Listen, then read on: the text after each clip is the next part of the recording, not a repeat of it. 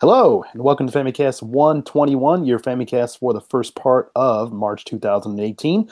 I'm Danny Bivens, and today I'm joined by James Charlton. Show me your moves. Also joined by Ty Sugar. That thing goes skrrr. And we're also joined by the Purple Man himself, Cyrus Delaney. Now featured in green. Find it at your local toy store in both colors. Wow. Just to be clear, Cyrus isn't the bad guy in Jessica Jones season 1. Okay. Although he might be. Unconfirmed. I'm his younger, hipper, I'm the purple guy. I'm not the purple man. Purple man was my father. Wow, let's not go there. Well, What kind of show we got lined up, Danny? well. Per usual, we got, the old new business, got a little bit of news to tackle, and then we're going to get back into your guys' feedback. So, per usual, let's go ahead and kick things off with new business. Did you say old new business? I might have meant Famicast. There'll probably be a surprise direct in the next couple of days, before we get the show out. So probably. Well, This blessings.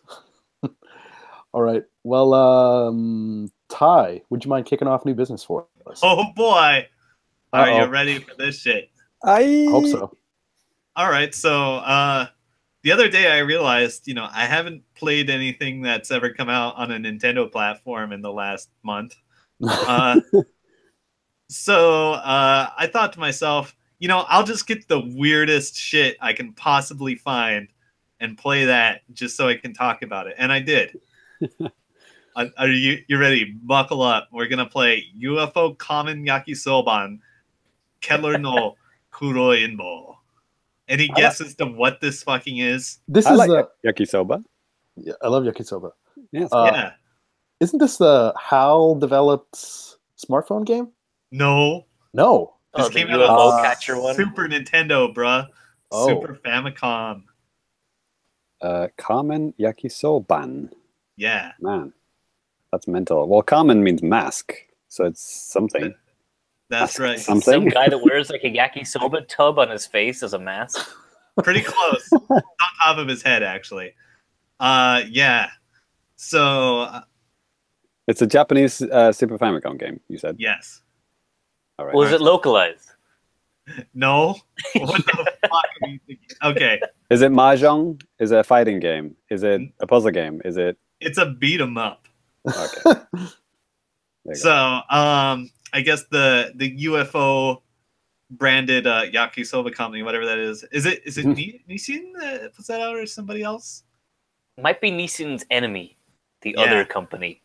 So anyway, they're like, We don't talk about okay, this. we're gonna launch this whole advertising campaign, and they ran these commercials for 2 years where they had this superhero doing stupid shit and defeating guys with noodles, and his enemy was that really famous foreign actor guy.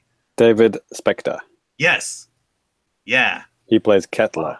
yes, he plays Kettler. That's right. And so they did these commercials for 2 years, and they had some tie-ins. They made a fucking movie. It was I'm straight to VHS, and you can find that shit on YouTube right now. Wow.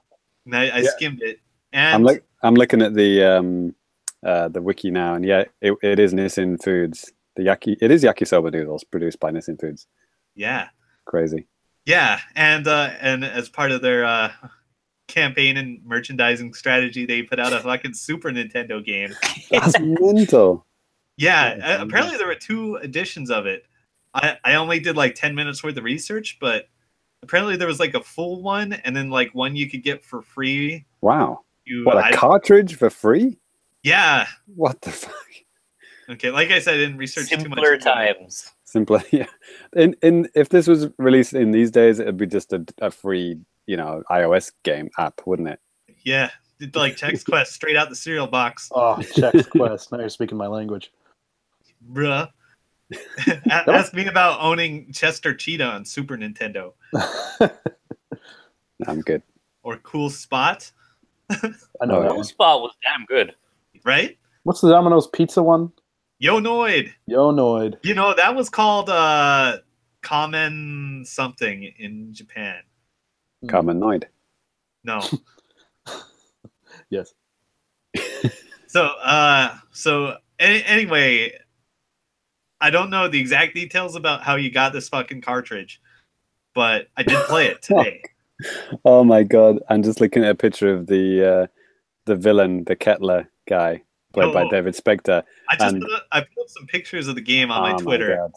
It's your typical Japanese racist stereotype of a foreigner. He's got blonde hair and a massive long nose and like sticking out perfectly white teeth. That's right. And he's got a kettle on his head. Yeah, he's Kettler, the world's greatest villain. Man. So in the game, it has some really familiar sounding music. I imagine they used some of it in the commercials or something. The music was weirdly good.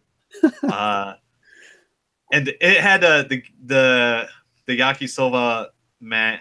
Is it Kamen Yakisoban? Is that the hero name? Yakisoban. Yeah, I think so. Okay, so he's driving this fucking UFO car, and it has like his voice sample from the commercial where he does his noodle attack. Greatest game ever. So you go around and you just you move to the right, you punch out these guys. They look like the Blues Brothers, except with a beret instead of a hat. Right. Did you know that if you held down the L button and then Yakisoban scatters aonori everywhere? Yeah, he's got some special attacks.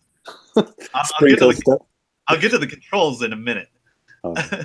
And then there's these dudes that skate around and you punch the shit out of them, and then you start running into some other enemies, and it's wild.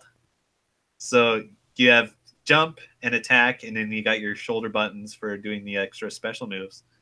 And the game, it doesn't look good. It looks kind of choppy. Mm-hmm. But the controls are actually spot on. Wow. Yeah, like I thought it was going to be like some sluggish, unresponsive bullshit, but it's actually good. So you can double tap forward to do like this crazy roll, and you can jump out of it, and you keep your momentum, and you can do these this lunging jump attack. It feels good to play. That's amazing. So they actually put effort into it. It's amazing. A little bit. If they put a lot into it, you'd be able to pick up guys and throw them like in Final Fight, but there's no throws in this game. Did they farm this out, or did they well, they had to. They didn't make this internally. Yeah, it was just that Nissin game publishing. What are you talking about? Yeah, they put some of their noodle chefs on this. It was developed by a company I've never heard of. What's the name? Kid Corp. Kid Corp. I think I've heard of that. And published by DenZ or DenZ. Yeah, there you go. Classics. Right. Who can make a top 10 of Super Nintendo games without those showing up in every every list? Got it. Nailed it. Yeah, and I guess there's 5 stages. There's a different boss at the end of every stage. I like getting in a fight in the Denny's, except they changed the name to Davies. So is this the greatest kind of noodle sponsored video game you've ever played, or is it in the top 5? Yeah, I don't know. Cup Noodle had a strong showing at Evo. That's true. It's true. Cup Noodle Man got second in Guilty Gear. That's true. Man, he was great. I should have got his autograph. I was right there. I could touch him, but never mind. Yeah, I mean, for a weird food tie-in game, it's really good. For in the perspective of all Super Nintendo games, it's kind of but the sheer novelty is really great. But Cyrus, Nintendo would never do such crazy things as having noodle sponsorships in their first-party games in the year 2018, right? It was a dark time back in the Super NES with such shameless publishing practices as putting noodles in front of children with eyes. That's right. Super Splat episode 1. Give it a listen. So, check this game out. Go to YouTube, watch the fucking UFO Kamen Yakisoban movie. Which is more fun, watching that on YouTube or downloading the ROM and playing that? I'm kind of a video game maniac, so I'm gonna go with playing the ROM. Okay. But you might give that movie at least a little flip through. Is the cart is it like super rare now? Was it like a very limited production run, I guess? Good question. I don't know. You could buy this, or was it only through promotion? Or as far as I could tell in like 10 minutes of research, there were 2 cartridges. One was promotional, and then you could buy the other one. Oh, okay. Wow. Yeah, this isn't unheard of too. I mean, what, 10 years ago or so, there was that one Domon game, the Docomo mascot guy, right? Sure. Okay. Let's talk about all those Burger King Xbox games. Oh yeah. Oh man. Hey, the King. They even had him in like boys. They even had him in like Fight Night and stuff like that. As like come out with you. It was You're awesome. Right. It was awesome. I love it. And that Doritos like kart racing game, one of the first free games on Xbox. With achievements. There's like that side-scrolling like stunt course game. It was not the worst free-play game I've ever played. I'm pretty sure we're going down a bit of a rabbit hole here, but yeah, Pepsi Man was a thing, right? Yeah. It was a PlayStation game, right? Or was it Dreamcast? I can't remember. Or Sega Saturn. It was clearly like the entire opening stage of Sonic Adventure 2 was just Pepsi Man. Yeah. So food product tie-ins on video games are not unheard of, and they're not always bad. It was PlayStation 1. Yeah, I told you.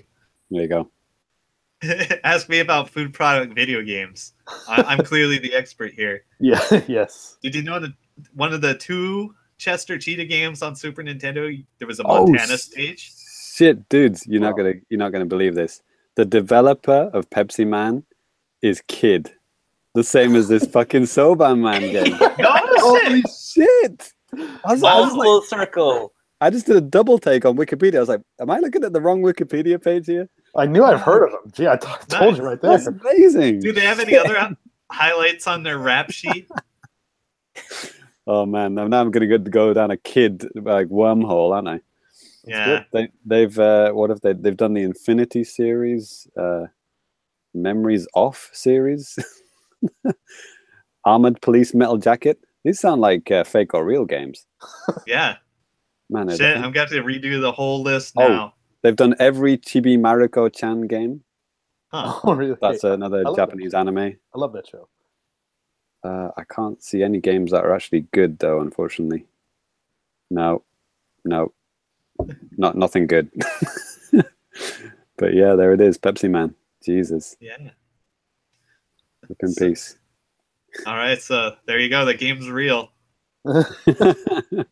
Well, are you sad that you can't use it in fake or real now? Because I would have had trouble with that one, I think. Yeah, I thought about just walking it all back and like just zipping my lips, but I thought I would just come straight out with this madness. Good call. Yeah, because I posted some pretty good screenshots on my Twitter. Nice. I was wondering what the heck those were. Right? Right. Okay, now it makes sense. Yeah. / no sense at all. Yes. So, check out the commercials, check out the movie, check out the ROM, and become well-versed in Japanese culture. And look out for our new sponsor in next episode, Nissin Noodles. So, Hell yeah. Kids Game Publishing. Kid. You're a kiddo. I've eaten way too many of those UFO yakisobas, I'll tell you. One of my favorites. I'm getting sick of them, actually. I've eaten so many. That's Not what the Patreon sponsored money... by Nissan UFOs anymore. Yeah. That's what the Patreon money goes towards, anyway. Yeah, and if somebody ever asks you if you've ever seen a UFO, just say, yeah, at the grocery store. Right next to the cup noodles. UFO. Yeah, that's like the first joke I told in Japanese that actually got a laugh. There you go. There you go. Speaking of UFOs, I was watching. Well, my wife was watching some Japanese TV today, and it was one of those weird shows that are talking about, Oh, one of those weird shows, eh? All right. Okay, let me finish. Narrow it down there. Well, they're talking about like supernatural type of stuff, or just weird stuff like UFOs and Bigfoot and stuff, and everyone believed everything, right? Practically. I mean, aliens. obvious, like, okay, there's a big Spider-Man crawled on this wall in Russia, and it's like, okay, that's like some terrible CG. Get him, Spidey. Yeah, but all the people in the audience are going, exactly, literally, yes. But one of my favorites was they said some lady was like, "Yes, I got pregnant from an alien," and then one of the guys commented, "I don't know if he was serious. I think he might have been." He said, "Sex with a UFO?"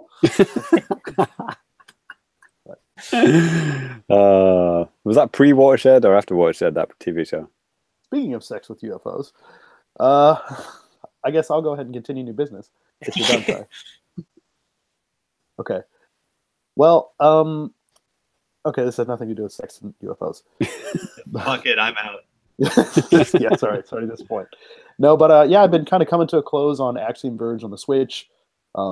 Yeah, it's I don't know. I've just been kind of busy just with all sorts of crap, and have been taking my goddamn time with this game. That's for sure. But but yeah, man. I mean, I'm really, really enjoying it. I think when I talked about it the last episode, I wasn't that far into it, maybe a couple of hours, but yeah, I'm probably just like an hour or two away from the end, from what I can tell. Okay. And just like the amount of weapons and stuff like that you get, like towards the end, and the abilities and stuff, it's freaking amazing. Like, you're so freaking powerful. You can do so much cool stuff, and yeah, it's really cool. And so James, you said you played this on the Wii U, right?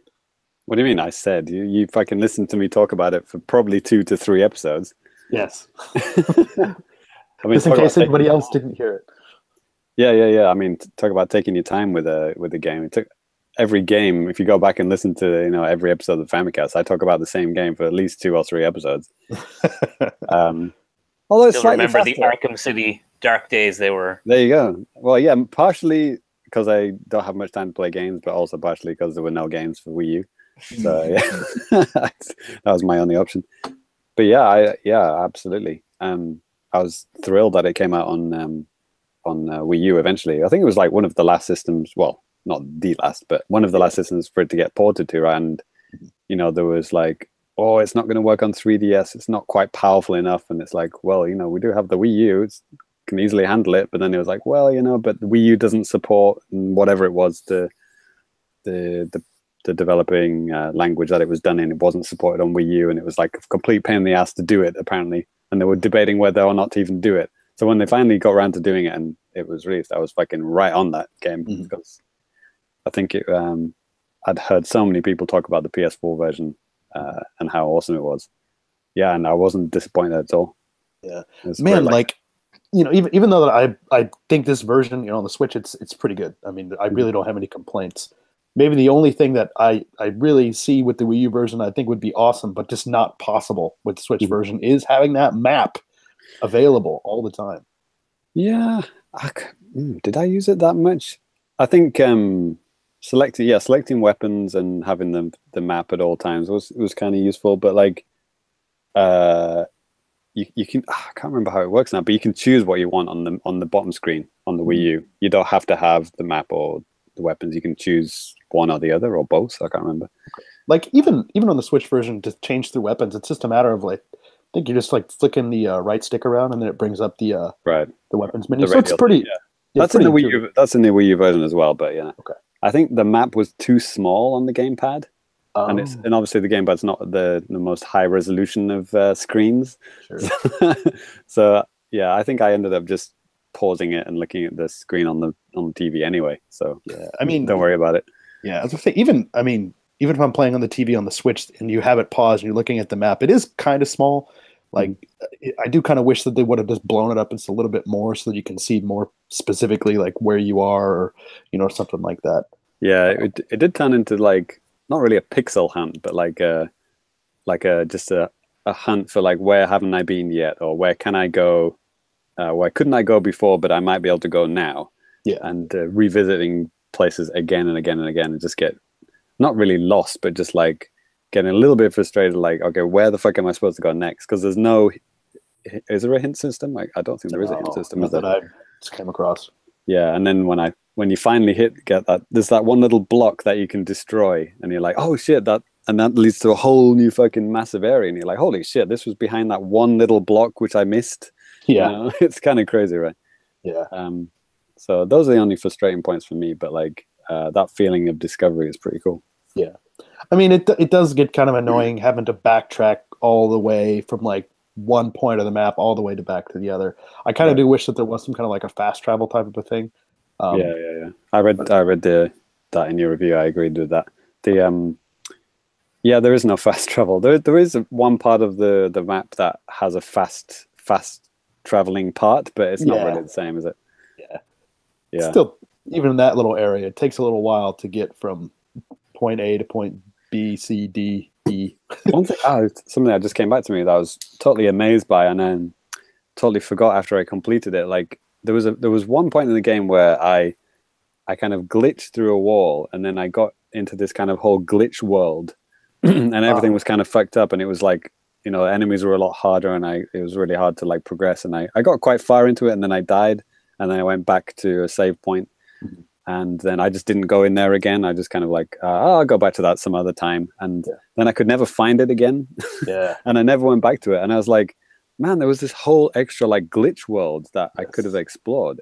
Did you encounter that? Yes, and so that's cool. I forgot what the wording is that they use in the game, but yeah, they have that. It's basically like this really kind of fucked up looking, like glitchy looking world, but typically at the end of these, there's like more than one. You can get like maybe some kind of power up or something. It's usually nothing that's like not like a gun or something, but usually like maybe extra health or something like that.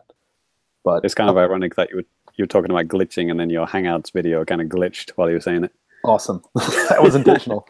We put a lot of effort into the editing for this kind of stuff. Yes. Extra post effects. Yeah, video effects. There it is. Patreon exclusive. Yes. So yeah, it's a unique take on Metroid, because like you can't just say, oh, it's a Metroidvania. Like, I mean, it looks like a Metroid game, has lots of Metroid elements, but like it does so many things completely differently. Yeah. That it's a worthy game to play if you like Metroid. Absolutely. Yeah, absolutely. Why do we say Metroidvania, by the way? Does anyone know that? Because it's Metroid and it's Castlevania-esque. But like the original Castlevania was more like just of a straightforward game, wasn't it? It was, but at the time the term was coined, that's when all the fucking singular Castlevania games were coming out like nonstop on GBA.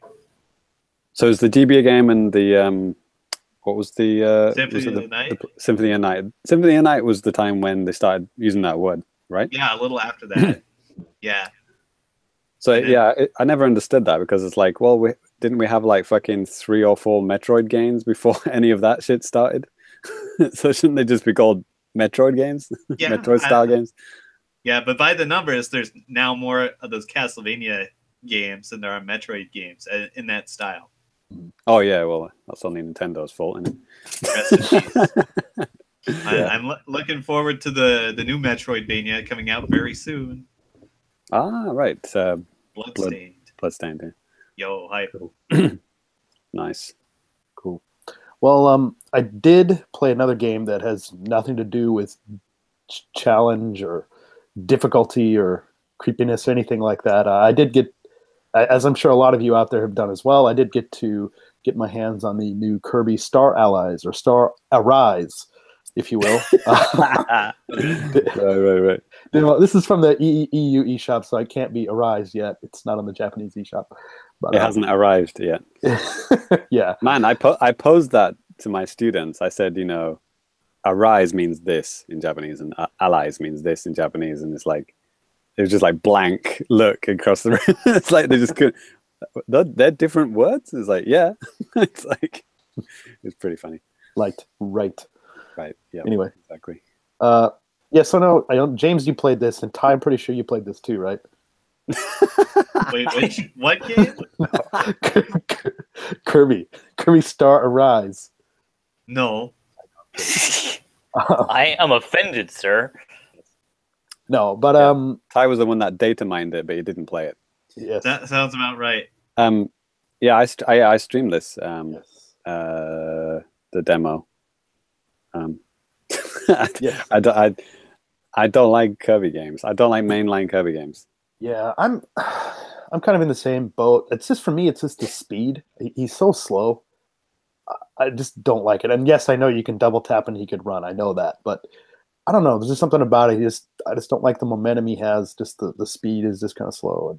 Yeah. Well, the reason why I streamed it was like I went in it completely cold, like knowing nothing about it, not knowing anything about the controls or anything whatsoever. And I was like, okay, let's see if it proves my theories about Kirby correct or incorrect. And I was basically right. It's like it's not a platform game because you can infinite fly.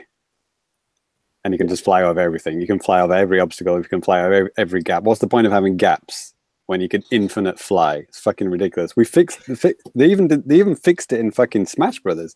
In Smash Brothers, he's got what, like 3 jumps or something before he goes down again. Like 5. Oh, yeah. So, but even 5, yeah. I mean, even Still that involves some kind of skill if they put like big gaps which required you to think about how many times you can jump or whatever. Nope, none of that. Hold up, fly for infinity.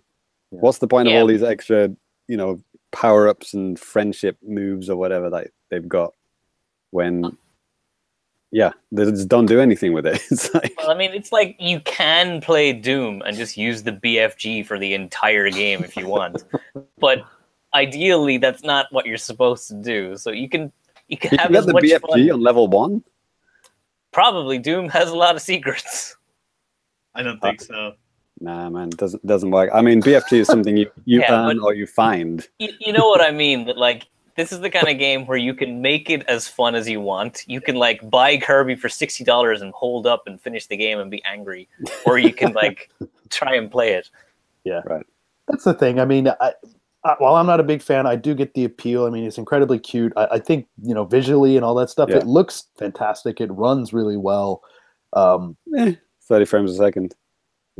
Okay, but I mean, if you're a Kirby fan, this is probably something that would be right up your alley. And I mean, like Sai said too, it's sure, you can fly over everything and just find the doors and stuff, probably. But I think part of the challenge with the games would be trying to collect everything, trying not to die. It's like starting in Mario and having the raccoon, the Tanuki suit, the silver Tanuki suit with infinite P. And it's like, well, you've got it, but don't use it, because that wouldn't be Mario. You can only jump once, okay? Don't jump more than once, because that'd be cheating. All right, okay, have fun. It just wouldn't fucking work. I would say you don't get that. You fucking earn that shit if you want to use it or if you want to cheat or whatever. Well, if you do want to fly everywhere, sometimes you have to go like underneath, like caverns and stuff in Kirby, so you can't just fly over everything. You have to fly like actually into the shit sometimes. Sometimes you have to fly under stuff. Right. Well, occasionally, I guess they're going to have puzzles or whatever where you've got to light torches or whatever, or freeze things, or grab switches and stuff like that. They need to go more ham on that. It's like limit his jumps, have more platforming in it, use those skills as like puzzles and stuff like that. I mean, on paper, it's really interesting. Like combining, like what was it like? If one guy holds a sword and then kind of like you hold up. He kind of puts his sword in the air, and then your friend will breathe fire onto it, and that'll make a fire sword. Right. And that's a really cool idea.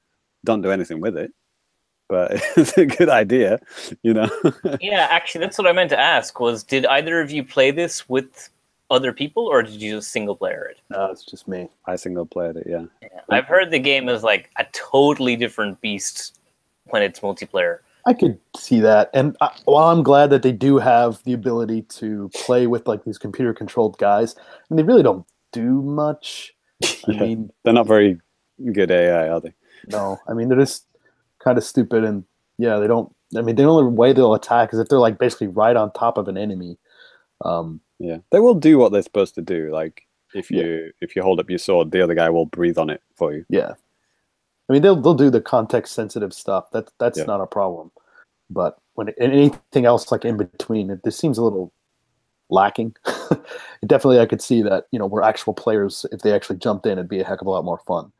This has been said hundreds of times on many podcasts before, not just this one. But like the best Kirby games are not the Kirby games. They're not the mainline Kirby games. They're the spin-offs. Your Kirby's like Avalanche.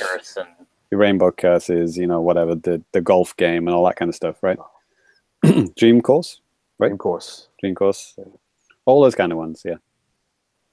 But I guess, well, I don't know if it's like, I mean, you have your Kirby super fans who just like buy every single Kirby game, no matter what it is, anything with Kirby on it, because it's such a popular character, especially in Japan. Like, it's crazy. Like Kirby Cafe was a thing last year, wasn't it? It was like a pop-up cafe in Tokyo for a couple of months.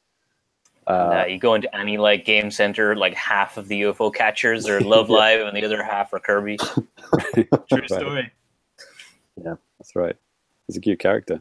Need to fix his shit though. Oh man, there's a good nominee for AC/DC. Fix your shit. It won't be very long though. But yeah, take out the Infinite Fly, mate.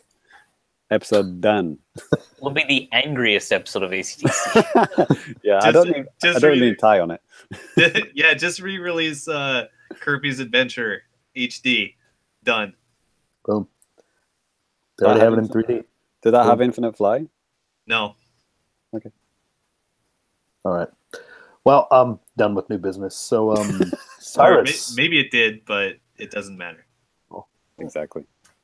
So for me, I played a couple of games. I'm in like the midst of moving from Japan, so I haven't had too much game time. But what? I know what this could be my last mainline Famicast for like a hell of a long time. We'll see. But so I was playing for review purposes. I was playing Bridge Constructor Portal, which is kind of cool seeing that Portal logo on a Nintendo system. So for the first time ever, yeah, and last. And I'm a huge Portal fan. Yeah, probably last. But like, I'm a huge Portal fan. I love Portal 1, love Portal 2. I like played the heck out of those games, and I've kind of always wanted to try a Bridge Constructor game, so I jumped on this review code when the chance came up for it. So it's awesome. This game is super, super fun. Like, if you like puzzle games, this game is just like, it's just good times for everybody. It's like, so this is not done by Valve, right? This is done by the Bridge Constructor people. Yeah, right? the Bridge Constructor. I can't remember their names right now, but they just licensed the Portal name, and they've made like 6 Bridge Constructor games before, I think, or maybe this is the 6th, and they're all kind of the same game. You build a bridge, get from point A to B, and then they just like slapped a Portal coat of paint on it. But it's one of the most perfect random fusions of licenses I've ever seen. Where if this was the first Bridge Constructor game, you'd be like, man, this is just the greatest. It's like all the mechanics from Portal work perfectly in this game, and the Bridge Constructor stuff is seamless. So hats off to everyone involved with this game. Clockstone. That's the one, Clockstone. Yes. Made in Unity. Yeah, I kept spelling that wrong over and over when I was writing the review, or pronouncing it wrong. You turned it into an obscenity. Yes. And yeah, like I for the review I wrote for it, I only got to like finish about half the game, but I'm still chugging away on it. This is like Ironcast. I will never stop playing this game, probably. Man, you land on your feet sometimes, don't you? With your yeah, it's cool, and like the difficulty, some of these maps get real challenging really quickly, where the game doesn't really tell you how to do anything, which is kind of refreshing. It just kind of gives you the stuff and says, do the level. Fucking, what do you want from me? So from what I heard, it starts off with the blue and orange portals, like the classic portals, but then it introduces so many portals that they just kind of get rid of that and then just do different colors or whatever. Yeah, that was actually the one, like when I started playing was like I think it's even the second map they show you just it's like covered in portals, and they're all just blue and orange, and GLaDOS, that snarky AI that runs through all the Portal games, she's just like, I guess you can't tell these apart. I'll help you just this once, and it's like she just changes them to be like purple portals and pink portals and red portals. So red to red, bubble to bubble, yeah. So you can always tell where stuff goes. So that's pretty much the only concession they make to the Portal license. Is like, it's not just the 2 classic colors. Like, aside from that, it's like they might as well have just taken all of the Portal assets and stuck them in Bridge Constructor. So is GLaDOS as funny as she is in the Portal games? She's not as suicidal or like sociopathic as she is in the Portal games. Not so suicidal. She's not a murderer in this one. I don't think Homicidal. Yeah, homicidal. That's the one I'm looking for. She's I think this in the lore is like set before Portal, so Okay. so she's not gone crazy yet. She's just testing stuff, and so she's just kind of happily, snarkily, insultingly helping you through all these challenges. Well, this would have been written by the Cockstone people rather than Valve. But it's like there's loads of other people in the game. They're not actually like characters. You just like when you're driving your little vehicle from left to right on the stage, it's got little people in the forklifts. They're still like little cutout stickmen. If you played the the Portal like level designer thing they released, that was like they have these little stickmen characters, and GLaDOS doesn't care if they live or die, so you just have to get the vehicle from left to right. It doesn't matter if the drivers survive, which is a really cool Portal-y touch. But she will complain if your vehicle doesn't survive. It's like this is a mark against you. And she does all the standard Portal like if we want to know that you like we want to say that you're a valuable member of this team, Unit 9472. And it's like, if you are not Unit 9472, please submit a form to request encouragement from the Nice. So it's just like really dry, snarky humor that is perfect. Cool. Nice. So I'll be chugging away on that. And my other game is I've been playing Doom again. Hell yeah. So yeah, speaking of like games that I've taking forever to finish, is like I got this for Christmas alongside Mario Odyssey and Sonic Forces, and I played so much Mario Odyssey and then all of Sonic the Hedgehog in like a third of the time. That's like nice. I kind of got burnt out playing Switch games, so by the time I got to Doom, I couldn't enjoy playing it. And then I got the flu.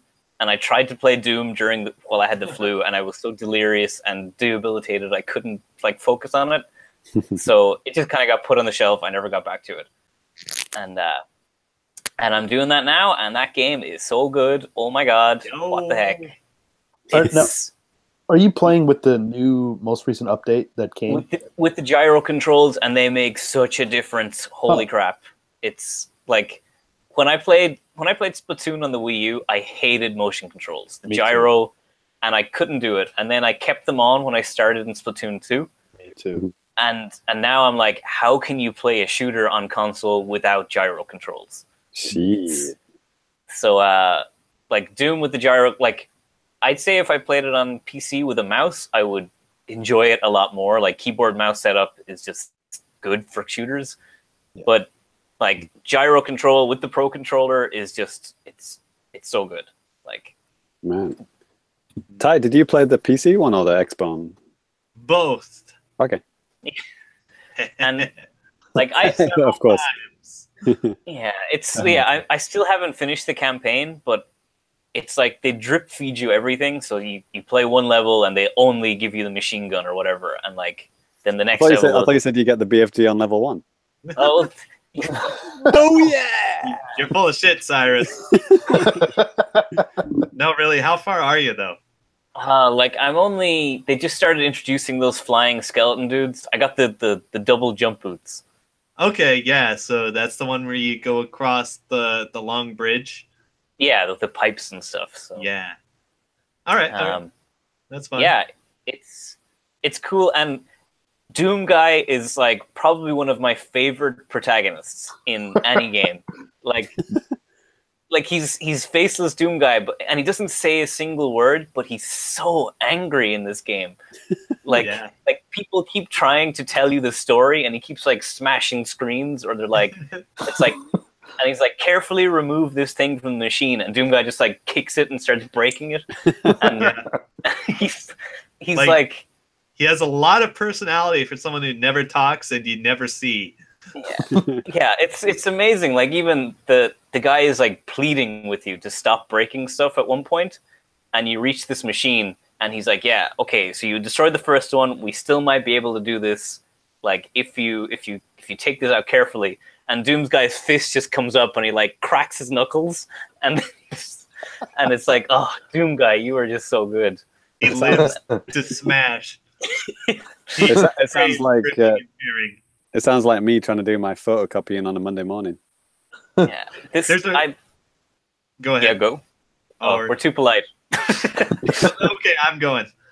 There's a really good YouTube video, Inside the Mind of Doom Guy, that after you finish Doom, I recommend watching it, and it does a really cool and good job of explaining like a lot of his motivations and his back history and stuff. There's a lot of subtlety going on. Wow. Oh, I thought it was like a parody video, but it's an actual real thing. It's actual. There's some jokes, okay. but it's an actual thing. Yeah, I will totally give that, because he's honestly, not even joking, he's one of my favorite characters now. He's like, Yeah.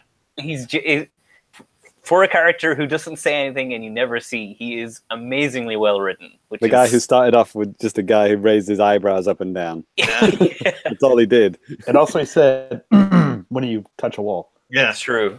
And this game is like, it's so lovingly put together, where it's like, there's just a million secrets and little references and when you pick up the Doom Guy figure, and then the Doom Guy raises the arm up and does the fist bump with it. Yeah, he like the little tiny figure arm just raises it up, and then he gives it like a little gentle fist bump, and then he puts it away, and you move on at the level.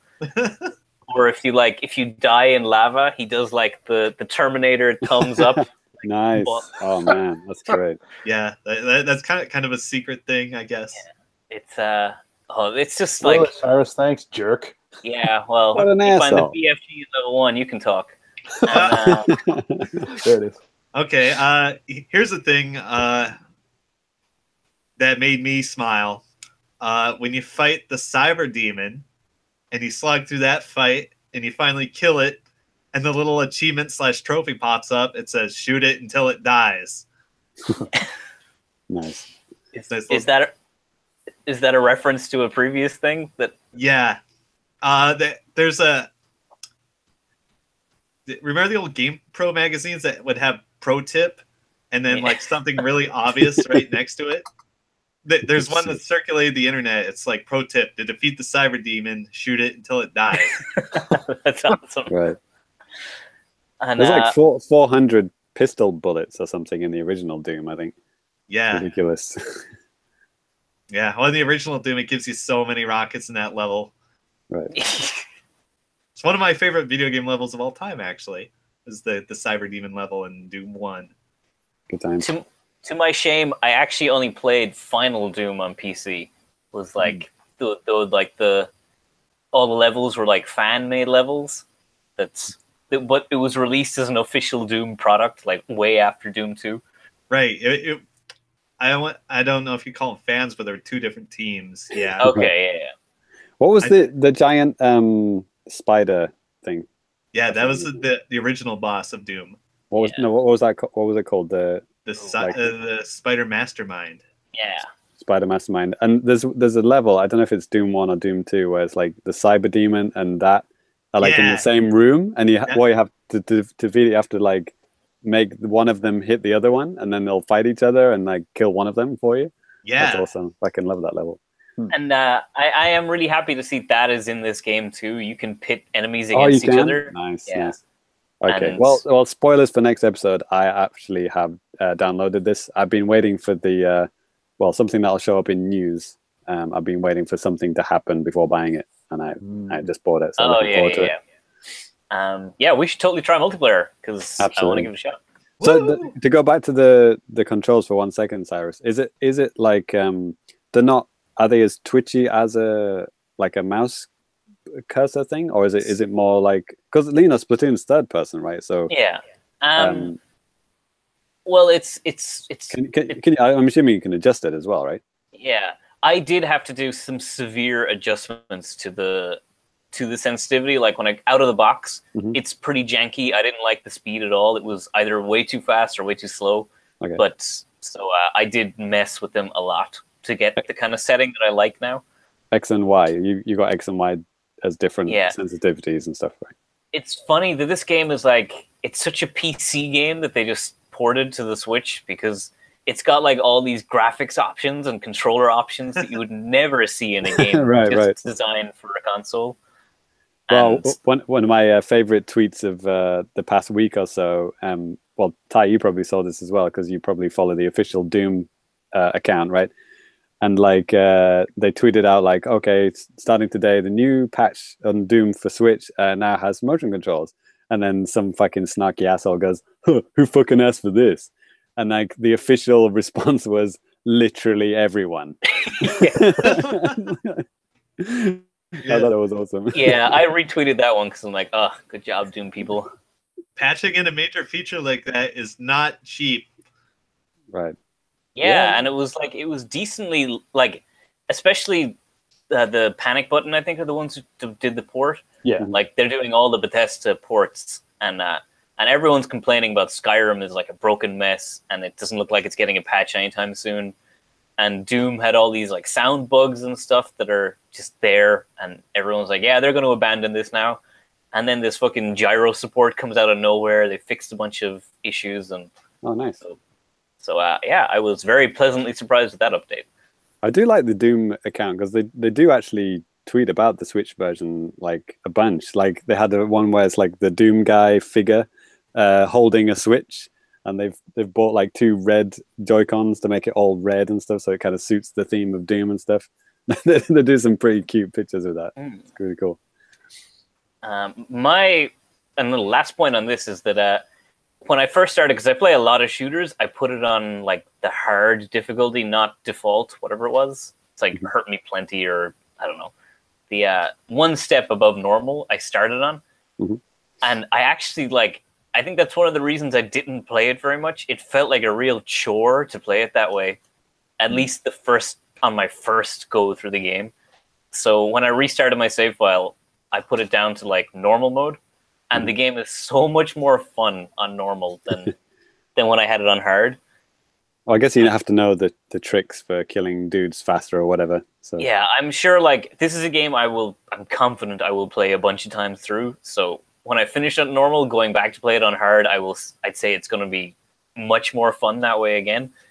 But my recommendation, play it on normal. Don't be like, I'm a gamer, I can play it on hard mode. One point to make is so many modern first-person shooters have taught people to use cover and peek and stuff, and Doom is the exact opposite of that. You want that's meant. In Doom, if you want to win the fights, you have to keep moving forward into enemies and aggressively murder them as fast as possible. Yeah, like that's why Doom is also so unique. Nice. Yet being a first-person shooter where you shoot monsters. I got no time for hiding and shit, so I appreciate that. That's what's so good. And even like you can get like a quad damage power up, and whereas any other game would just power up your weapons, Doom disables all your weapons, and now whenever you punch something, it explodes. So it's like every part of the game like funnels you towards moving and getting right up close to the enemies. Like it's nice. Oh, a while back, I tweeted about Mr. Doom Guy's Wild Ride. What you do is you get the fully upgraded rune that increases your melee kill distance, your glory kill distance. That's what they do it, and you combine that with the rage artifact, and then you just go on this wild roller coaster ride where you're like insta dashing guys from like 30 meters and shit. It's so funny. So you could just grab guys from like 30 meters away? You rocket to them. Oh, okay. You're moving so fucking fast. Holy shit. Like I said, it's Mr. Doom Guy's Wild Ride. Yeah, it's a super good game. Like, if you like shooters at all and you own a Switch, you have to buy this game. Games, yeah. You should definitely check out Doom. There's your Amazon recommendation. We heard you like video games. I've just been hearing about this so much recently from podcasts I listen to, and then from you guys. Man, fuck, I kind of want it. Yeah. You don't have it on PS4 or whatever? No, I could. Okay. I could probably get it on PS4 for what, like $20 or less. Well, But- not in Japan. I actually saw. I was in Yodobashi in Akihabara the other day, and I saw Doom on Xbone, and it was like 6,500 yen. Yeah, no. And I was like, what? I will never buy retail games for PS4 or anything like that in Japan because it's just too fucking expensive. It's ridiculous. Oh, Danny, that was the same time I took a picture of the Batman game for Wii U. Ah, yes. Was it Arkham Knight? No, not Arkham Knight. Sorry, Arkham Begins. Asylum. Oh, that one of the Wii U Batman games, and it was literally like full retail price, like it was day one. It just come out that day, hadn't been reduced a single yen. It's crazy. Good luck to him. Yeah, good luck. Yeah, that was probably the one copy they got. It's still there. Yeah. There you go. All right. Well, Cyrus, does that finish you up? That's finished me up. I'll hopefully have Doom finished by the next time I get to talk here. Cool. All right, and James, how about you close us out? Well, Cyrus, you'd hope so. That could be months from now. I make no promises. Okay. So yeah, talking about streaming games, me and Danny streamed a two-player streamer game, Mario Odyssey. The balloon shit, I always forget what it's called. Balloon Battle? No, that's Mario Kart. Balloon Trip, Challenge? That's a different game. Balloon Challenge? Maybe. Luigi's Balloon Hunt. That's the one. There you go. I got there in the end. So, me and Danny played. Well, obviously, you can't play together, which would make too much sense. No, you have to hide the balloons and then share a balloon code over the internet and then give it to your friend. Or hope it randomly appears. Yeah. Which sometimes it doesn't. There you go. Or you got a 1 in 10 chance of your friend's balloon randomly showing up in your list of balloons to find. So yeah, basically when you've got two options, find it or hide it. And find it, it'll give you like 3 lists of balloons to find. It puts you in a new position in the map, and it's quite interesting actually. Like for example, in the New Donk City, it actually goes back to raining, which it's New Donk City. When you first arrive, it's raining, but it never goes back to raining after that. So it's pretty cool. And even with that, it's different than what it was when you first get there, because it was like pitch freaking black, Yeah. It's almost just like they've put like they've made each one different. I think I've visited pretty much every world again now, and they have rearranged it again. So it's pretty impressive how they've managed to rearrange all these worlds, maybe at least 3 or 4 times in the whole span of the game. Like when you first arrive at a world, and then when you complete the boss, and then when you unlock, spoiler, something, and it changes the world each time. They're basically the same, but different parts of it change, and then this again changes it once again. So it's pretty cool. So yeah, you can easy balloons to find are like usually 10 coins. You have to actually pay 10 coins to play them. Then it goes up to like 30, and then there's 40 and 60 and 80, 100 coins are the ones that no one can fucking find. Mm-hmm. And when it first started off, these were quite fun to find. Like there was one. There's always I don't know how long the rotation is, but every few hours they'll rotate one world where you get more coins than usual. Yeah. And when I happened to log in at that one time, it was the Moon Kingdom. So I went to the Moon Kingdom, and so you get more coins. You get like, I don't know, twice as many coins or whatever than you normally do, which is pretty cool. And so you start off in this starting ring, and you can the arrow will actually point in the direction of where the balloon is, and that quickly fades away. As soon as you leave the circle, that arrow will fade away, so you actually don't know. It gives you a meter distance, but it doesn't tell you exactly where it is. So you can say, okay, that one's in this section of the map, or that one's in that section of the map. Okay. And I played it so much, like the Moon Kingdom. I played it for like a good couple of hours, just the Moon Kingdom, again and again and again. And I noticed that, you know, there were a bunch near the chapel, and some bastards have put them like on top of the chapel, and you've only got like 30 seconds to get there.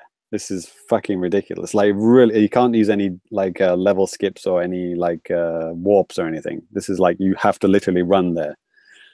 So some of them are like, you know, on the wire. You have to use all these boosts, like techniques and long jumps and like hat dives and stuff, and then, you know, triple jumps, and then you'll just get there in time.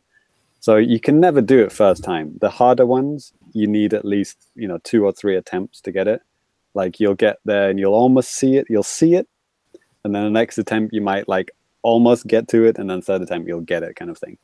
So I went through this whole process of just like learning where most people were putting them in round about the same places.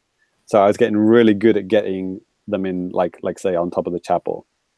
And then there were a whole bunch that were on this other side of the map where like kind of like where you start off when the Odyssey lands and stuff like that. And then there's this whole other bunch where they were like just kind of like on the side of this cliff, and I was like, how the fuck are you supposed to do that? Like, because you're not supposed to be able to put these balloons where you can't access. Yeah. But like some of them, like if the level like juts out just a little bit, it counts as like a platform for you to land on. So some people are just kind of diving off and then just sliding down the wall, and then placing it like in the middle of the wall. And then the game it won't ever like allow you to put somewhere inaccessible. So it'll say, well, this is not quite right, but we'll put it in a place where people will be able to get it, and so they'll kind of adjust it for you, kind of thing, in theory anyway. So like then it got to this point where I was like going up on this high cliff and then doing the hat dive maneuver, and I was getting it. So I was getting these like 80 coin, 100 coin challenges, and I was getting like 700 coins back. Like if you do these hard challenges, you get a shit ton back. And then if you go through these ranks as well, if you level up, you get more coins when you level up, and then the amount you get from each challenge increases and stuff. So you just like coins after coins after coins. You're like leveling up, finding ones. And it was like I played for a good couple of hours just in the Moon Kingdom, and I started off with like maybe 1,000 coins, and I maxed it out 999 in like just over an hour, and I bought all the rest of the costumes that I hadn't bought already, and then I went back and started doing it. I got up to like, you know, maybe 4,000 again from 0. It was crazy. So like I was racking up the coins. So this is definitely going to be useful for people who like you know, well, I'm glad I waited actually, because, you know, the grind for coins is supposed to be quite tedious near the end, like where you're just supposed to just buy moons or some shit like that. Right. Like, I wasn't really looking forward to doing that, and looking at how some of the speedrunners are doing it. You know, there's certain moons that give you a lot of coins, or like certain challenges that give you a lot of coins, but it looked kind of tedious. This is way more fun doing that, because you're actually you're learning the levels really off by heart, and you're using your skills to get to these balloons and stuff. So what I was doing basically each night, I was just going to a different world and then just learning that world off by heart, and just like going up through the stages. Like, okay, start off with an easy balloon. Okay, that was easy. Going up to a 31, going up to a 60, going up to a 90, and then trying for the 100 coin ones. If you know, some of them are fucking impossible. It's like, how the fuck did you get there in 30 seconds? Like, I don't even understand. But there's obviously some trick that I'm missing, right? You know, some jump that you can do, or something that propels you. Right. And also, if you collect coins, it gives you more time. Yeah. Like every 3 coins, it gives you an extra second. So I noticed that. You can do that as well. So you've got to find the best route to kind of go through a bunch of coins and stuff like that. It was a lot of fun to kind of work that out. It's almost like a puzzle, you know, because people in general are not that imaginative. You know, you find that in general people put them in 2 or 3 locations, and once you memorize the tricks that people are doing, they're kind of generally in 3 locations, basically, you know, around about the same area, you know.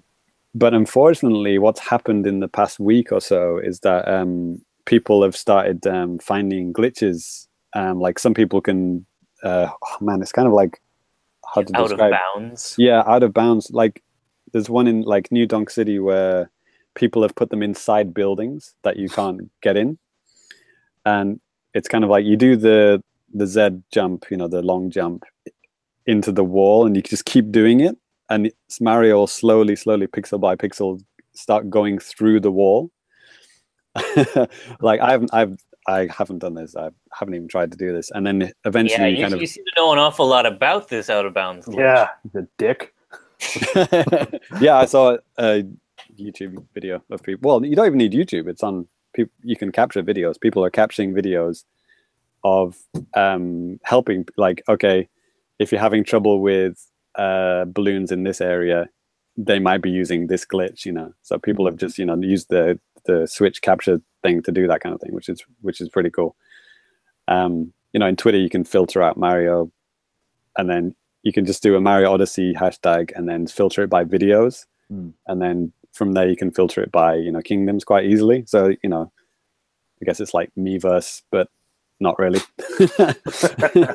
Not quite as useful, huh?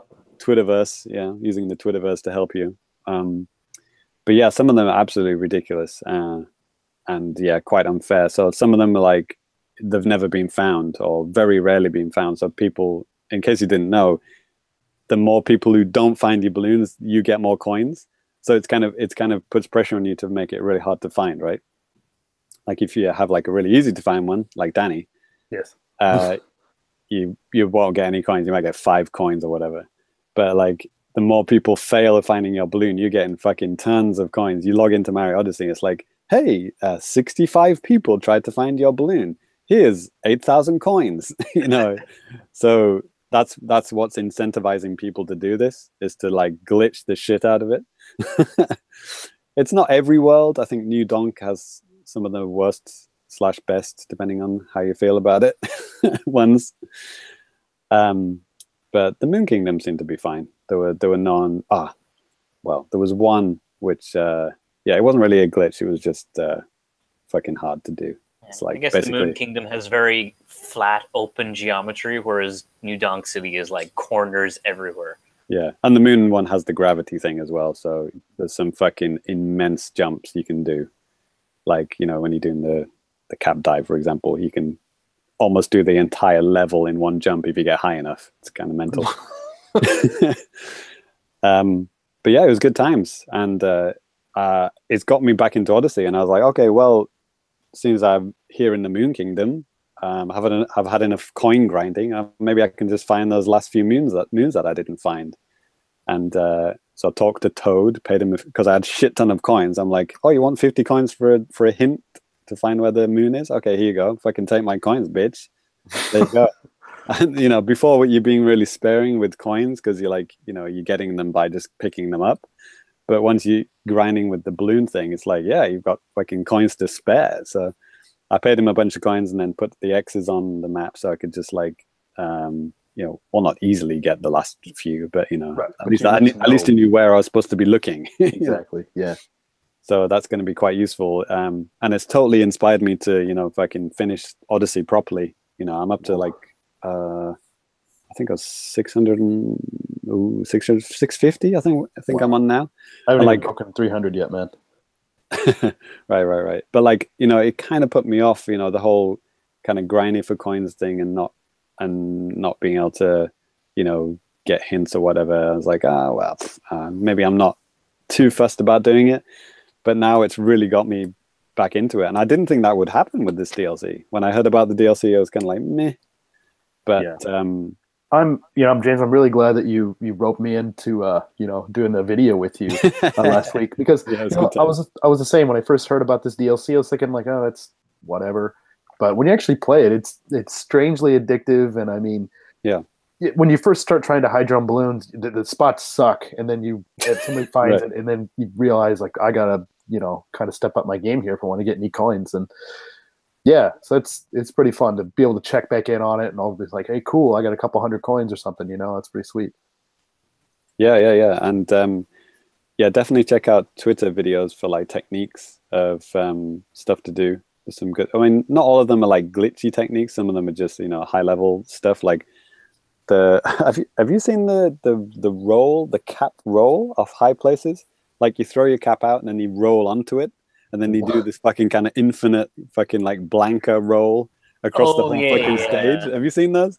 Yeah. They're fucking intense. I want to do one of those. People were doing that on the Cap Kingdom. And you start off on the top of the giant building there, and the whole of that level is just death, basically. You know, anywhere where there's cloud, you know, you're gonna die, right? Yeah. So people are obviously fucking diving off this building, rolling, and then landing on these fucking tiny little signs. there's like these tiny little wooden signs dotted in the kind of, you know, the death. People are landing on those and then laying the balloon there. So you can fucking see the balloon when you start off. You're like, okay, there it is. How the fuck am I going to get over there in 30 seconds? You know. So there's some good times ahead with that. So yeah, Mario Odyssey, it's back. It's back in the play. The other game which I just downloaded is Pac-Man Championship Edition 2, which I've only just played like through the tutorial, and it seems fun. And I'll talk more about that in news as well, for reasons that will become clear. Cool. Boosh. All right. Well, we're going to go ahead and move on to now playing at the Famicast.com. So now playing at Famicast.com, as always, we have tons and tons of stuff going on. And actually, this time a little bit more so than usual. Just last week, we started a brand new feature that we're kind of running via the YouTube and also on our website. And it's called, wait for it, Famicast Friday. So basically every Friday you will get some kind of a dose of Famicast goodness, whether that be, well, it's actually a lot of video related stuff, but with some kind of video reviews, video features, or podcasts like this one right now. You'll be able to get that pretty much every Friday. We're going to have some kind of video content rolling out on there, so you want to make sure to check that out. And so as part of last week's first Famicast Friday, 001, as they say, we have our review for Bridge Constructor Portal on there. I did a video review for Death Squared on the Switch, and we also have a Tiny Metal video review that went up as well. So be sure to check all that out. That's right. Also, as part of Famicast Friday #1 was the Mario Odyssey stream that I just talked about with me and Danny. So basically, I hide a balloon, and then Danny finds it, and then you can watch each other fail at finding each other's balloons, and then it's good times. And you'll be able to put the codes in and try it out yourself as well. What else have we got going on? Oh yeah, something very exciting. For people who are not patrons yet, you probably are sick of hearing us talking about these amazing Patreon exclusive episodes. Well, good news. We are actually giving, well, you probably already noticed if you're subscribed on iTunes or whatever, we're actually giving you little samples, little sampler shows for you to listen to. Just a little clip, just so you can kind of get the vibe of what it's about. So yeah, we're going to do that between each episode. You'll be able to hear a little mini sampler episode of what the hell we're talking about. So yeah, please do enjoy. Give them a listen. They'll just be like little short samples, but if you like it and you think, oh yeah, okay, this is what these guys were whining on about for the past year, these might be worth checking out the full thing of, then by all means, give us some monies on the Patreons and help us get to the Bit Summit. That's our next target. We really want to go to Bit Summit. Please help us get to Bit Summit. We need money. Okay, Ty. Yeah. This month we got Happy Smile Super Challenge Famicast Wish Show #3. Yeah, our multifaceted quiz game featuring Fake or Real and more. Right. Absolutely. So each of us creates a quiz challenge and tortures everyone else with it. Right. I got new feature for this coming up quiz is that we have decided on a scoring system beforehand. bit of a Patreon in joke there. Patrons know what we're talking about. But yeah, I've got keyword countdown where I give various hints towards games, and then these guys have to guess what game I'm talking about. Yeah. So yeah, should be fun times. Cyrus? Mr. Delaney? Sorry, I'm having mild computer troubles, but I'm back. He's back. Yeah, so Famicast Friday #2 will be coming up on March 9th, so be sure to check that out. We'll have Super One More Jump video review will be dropping, the Kirby stream, and more. Yeah, check out a guy shitting on Kirby for an hour. Yeah, like, of all the people to play, why did we get James to do that one? If only we had someone else who had a European eShop channel who liked Kirby. Yeah, I actually downloaded the thing, but I wanted to play it multiplayer, and Okay. I haven't been able to sit down with my fiance yet. Sad times. She's like, no, get that shit away from me. Yeah, fucking, how many jumps do I get again? Bullshit. They fixed it in Smash Brothers. Hey, it's HAL Laboratory as well, by the way. Fucking same people. Anyway, next. Oh, Yeah, we're done. Yeah, we're done. So, all this and more at Famicast.com. Again, be sure to check us out on YouTube if you're not watching us here right now. And yeah, boom! Dad can.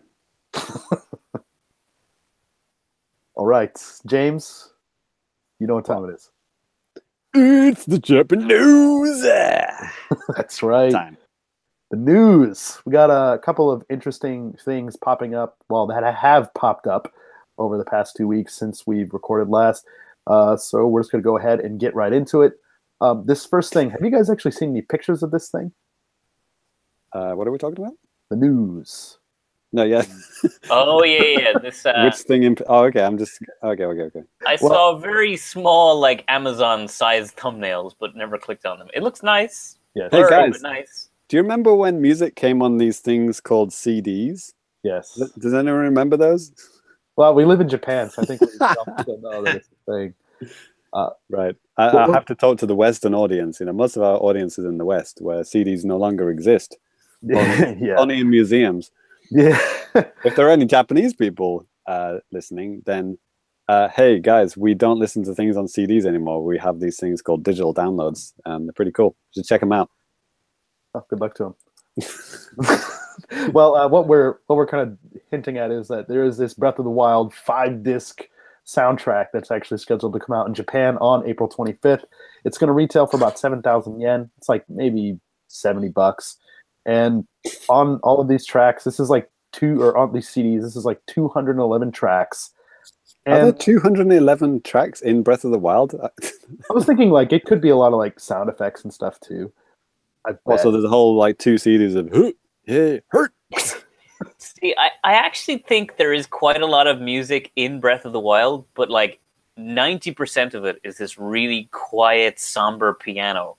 Yeah. So it's very hard to distinguish one track from the other if you're not paying attention, which is the These point. might be good lullabies for my kids. Well, there you go, Yeah. James. 7,000 yen, brother. I got, if you have the video version, you can see the big Zelda Collector's Edition behind me. Holy shit. Yeah. It feels like the perspective is wrong on your video. It feels like you've got the box like right next to your head. But no, that's actually that big. Yep, it's pretty Jesus. big. And in that, it comes with like a sampler CD. I think it's only like 15 tracks. And it's like the quietest, saddest soundtrack I've ever listened to. Right. Like I put it on when I got the box, like, ooh, this is cool, a soundtrack CD. And I'm like, this is Sobbing. making me sad. And Your girlfriend comes home and goes, Jesus, what's wrong, Cyrus? Who died? me. In But Zelda. and I got this like I got the game months before I bought a Switch, so this is my only intro to Zelda with a super depressing soundtrack. So that was a fun start. But yeah, so if the entire 5-disc 211 track CD is all like that, then good luck to you. What's this play button thing? Yes, so this thing is actually pretty interesting. Like that's what they said on the Japanese side. It's just called a play button. It's essentially like this little badge that you can pin to your shirt or bag or whatever, and you can plug like a headset, like a 3.5 millimeter headphone jack thingy, whatever. You know what I mean? It's an actual music player. Yes. I was thinking of this after I like wrote this down. I was like, how the fuck does this thing get power? I have no idea. Like a Probably some cell, kind like of a cell internal- battery, like a Probably. tiny little RAM battery, probably. Probably. But I mean, there's on this little thing, there's 15 tracks so that you can just listen to it whatever you want. This is their response to, saying F you, iTunes, Amazon Music, all of that. CDs for life. Right. Yeah. So I doubt it has like a USB plug on it or anything, right? It's No, probably this just is their way of self-contained. like, hey, you want digital music? Well, we're terrified that you will somehow copy these tracks. So we're sealing it in a piece of plastic. If the battery runs out, buy a new set because you're not opening this thing. Because God knows they can't do anything. The CDs are on the CDs. It's just going to stay there. So Yeah, that's safe. P.S. Please don't put your CDs in your computer, as it automatically rips them into MP3s without even asking you to. Yes. Good times. All Coming right. soon to torrent sites near you. Yes. And there's as of right now, there's no plans to release this outside of Japan. So get it while it's hot or free. As I said, coming soon. Yeah. Okay, so what do we got next? Well, another Danny news bit thing that I put up here. So, My Nintendo, this isn't what you're thinking. Not at all. So, on the Japanese My Nintendo page, they have like a separate area for what's called the My Nintendo store. So, occasionally, Yeah. yeah, You can buy occasionally, Switches on there, right? yeah, you can buy your Switch on there. You can buy games, Amiibo, whatever. And It was pretty occasionally- cool. If you remember, you could actually customize the exact combination Shoulder, of Joy-Cons that you want. You can have yellow and green, red and yellow if you want, whatever. Yep. But one thing that they do through the My Nintendo thing, if you're willing to pay 300 of your precious platinum Dollars. coins Oh, okay. that are so useful, Yeah. and you can get this really, really awesome Xenoblade 2 poster set. Plus shipping. You have to pay that. You have to pay that. Oh wow, physical goods. Yes. And they did It's like something Club like this. Nintendo again. Yeah, they did something like this with Zelda, like Breath of the Wild. They had this poster set, same thing. You pay like some of your worthless platinum coins, and then you just pay You can't use platinum coins for the shipping. No, unfortunately not. So it's free plus 300 yen for shipping. Yeah. Brilliant. So, anyways, I thought that was kind of interesting, and like, there's always a time limit too. Like, you have to make sure you quote unquote purchase this with your platinum coins by like a certain date. And I think for this Xenoblade one, it's like March 12th or something. It is getting more and more obvious why Club Nintendo stopped, isn't it? It's like you collect all these coins and they will send you literally like figurines, CDs, and shipping included for free. Yeah. It's like, man, I'm surprised it lasted as long as it did. Yeah. Rip in peace. Well, Because now we have... this next thing that I put on here, we don't have to do these download rankings. download rankings. Oh, these are like most downloaded games on the Japanese eShop? Yeah, basically. Oh, that's kind of interesting. Well, we can take a look. Cool. Is this in order? For, like, Yeah, number if one is at the top? So if you scroll down, Yeah. you will Right see. to the bottom. Yes. Oh, okay. Yeah, gotcha. Oh, okay, cool. You've got Wii U on here as well? Yeah. Oh, wow. Animal Crossing DS version on Wii U. The way I've always wanted to play it. Yeah. I pray for death. Yeah. On the Wii U, there's some pretty sad looking games up on their top. Well, Wii U and Switch have the same number one game. Yes. Your face, Danny. Okay. So let's just go through these quickly. Number 10 is Arcade Archives versus Super Mario Brothers. Danny, you've got that. Yes, I do. Never played it, have you? I have for a little bit. I did write a review on it. Number 9 is Mario Kart 8 Deluxe. Number 8 is Dragon Quest Builders. I still have to get the demo for that. I'm kind of Yeah, curious. it's good. Splatoon 2 is number 7. Number 6 is Human Fall Flat. That sounds like an indie game. Number 5 is Neuroboida. Neuroboida. Neurovoider. Neurovoider, okay. Yeah. By Circle Entertainment. Overcooked is number 4. Yay! See that putting their little logo on the download cards worked. Mhm. And number 3 is Bayonetta 1. Man, like I'm so tempted to get that game again. It's so good, and I can't afford it, but I want it. It's just like, Apparently oh my god. The Switch version runs a lot better than the Wii U version, apparently. Yeah, so I've heard, and Me the too. Wii U version already was really damn good. So I am all sorts of excited to eventually get this. Yeah, I was surprised that Bayonetta 2, which was made exclusively for the Wii U, actually had some slowdown on Wii U. I thought it was a bit strange. And they've apparently fixed that for the Switch version. So that's Bayonetta 1. Number 2 is Stardew Valley, again, a game that was on the download card thing that we talked about last episode. But unfortunately, Ty, Crypt of the Neurodancer is not on here, which was the third game on that. Oh, What did I say? Neurodancer. Get that other game we talked about. Yeah. Yeah, Same- James same really thing, wants. He's got that neurovoider on the brain. He's like, man, I got to check that out. Don't even know what it is. And number 1 on Switch and Wii U is Minecraft.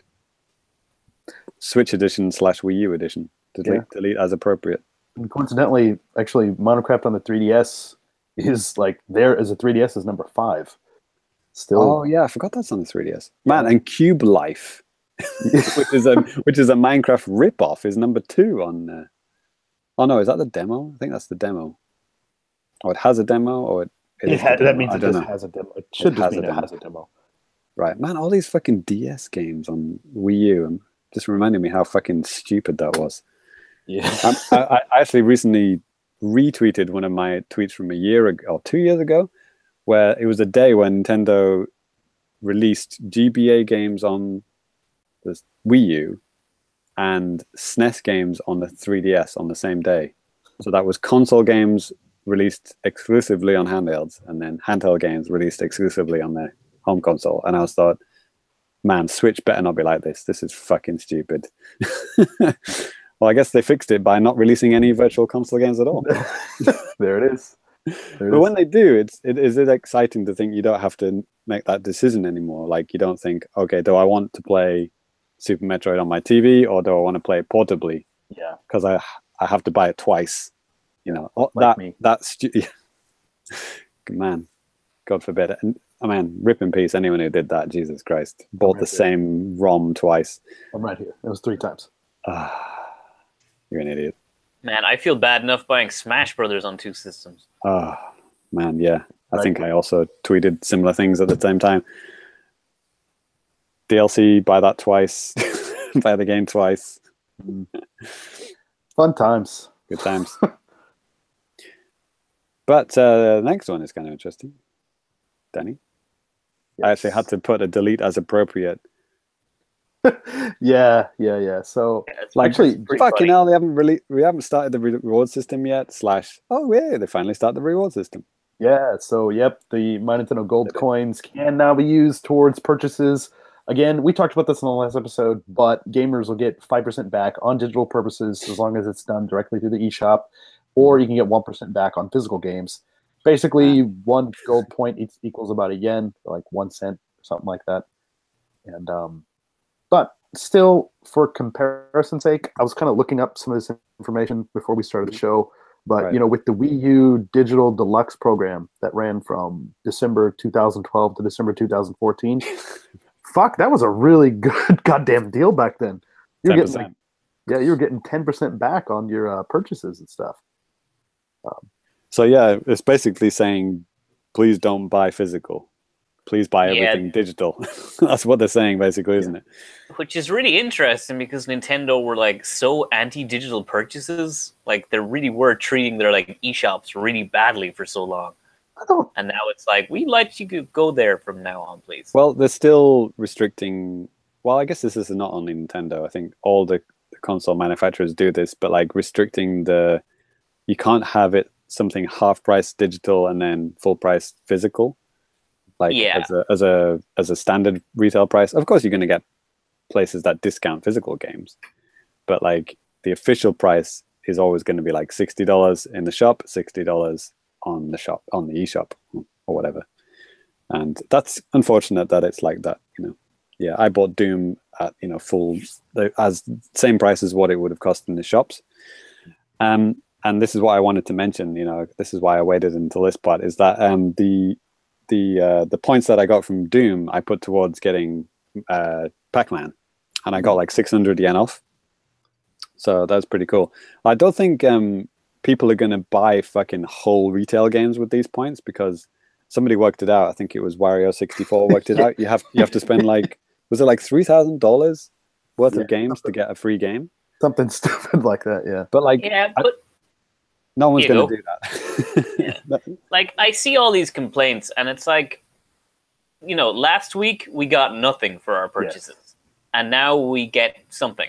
I'm happy with something, even if it's not much. It's like a discount at some point in the future. In the next year, I'll get like a tenner of $10, 1,000 yen off my next purchase. That's cool. I'm happy with that. Yeah, I mean, it's easy to laugh at like stuff like that. I thought it was a funny tweet, but it's like, yeah, whatever. We're getting something back. That's better than what we have been getting on the Switch from, you know, launch up until this point. So yeah, and if I bought Doom like a week ago, I would have got like less than half those points.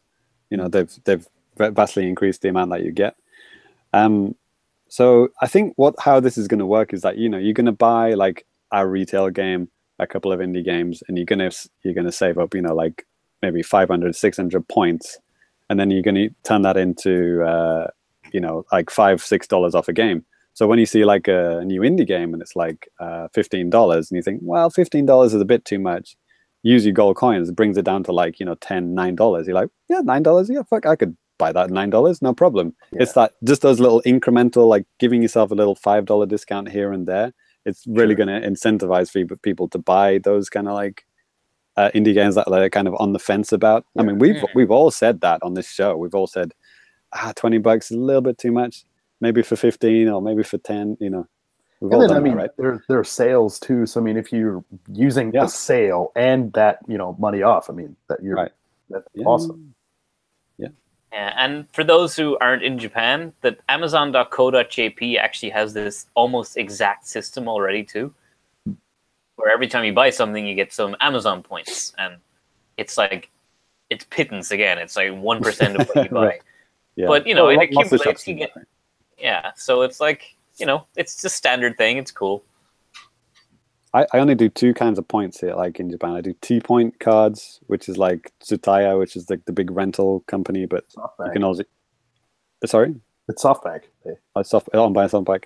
And you can use it in a bunch of supermarkets and stuff. And the other one that I use is Yamada Denki, which is obviously where I buy all my, you know, stuff. Oh, yeah, so like if I buy my eShop cards, for example, so I'm getting like double points, basically. I buy the eShop points, get my Yamada points, and then my Yamada points I can take off the next bunch of eShop points that I buy.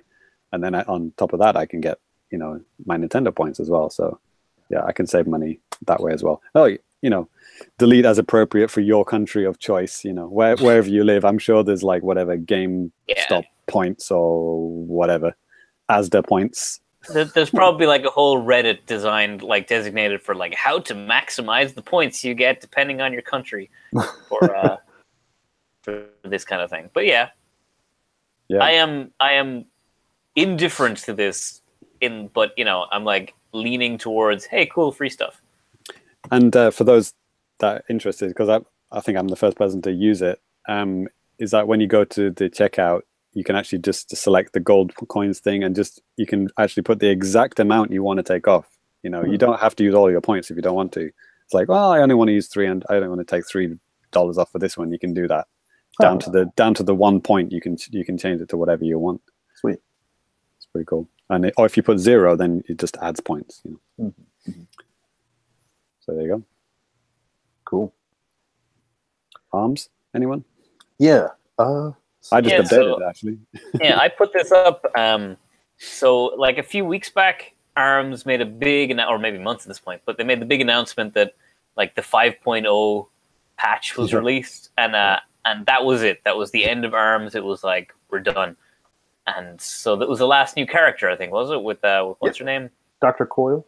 Dr. Coyle, yeah. So she came out and game was finished, and they were going to move on. But then suddenly yesterday, they just like 5.2. teased, yeah, 5.2 is coming out, and so that came out today.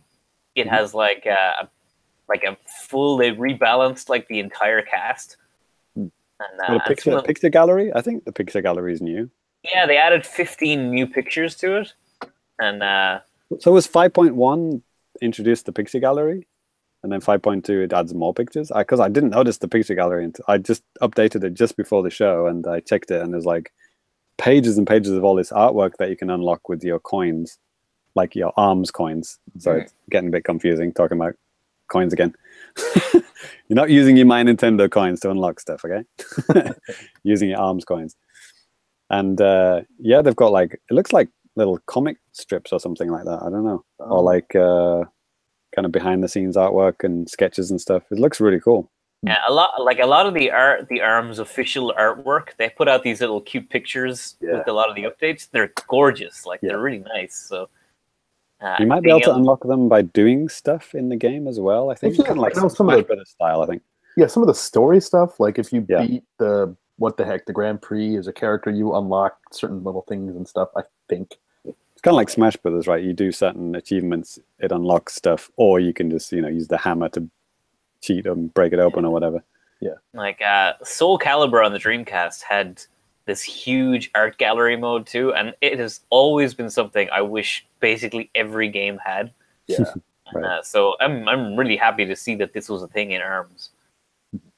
Yep, I didn't even know it was a thing until I turned it on today. Yeah, so that's kind of cool.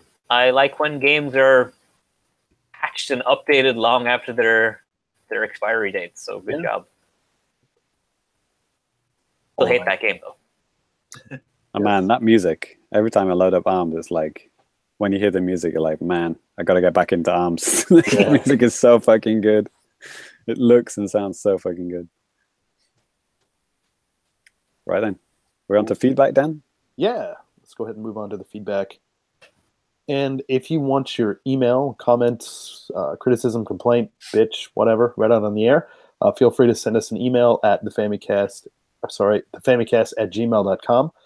Hit us up on Twitter at the Famicast. Hit us up on Facebook, Facebook/Famicast. Right here on YouTube, again, search the Famicast. You'll find us. And we got a decent amount of feedback this time.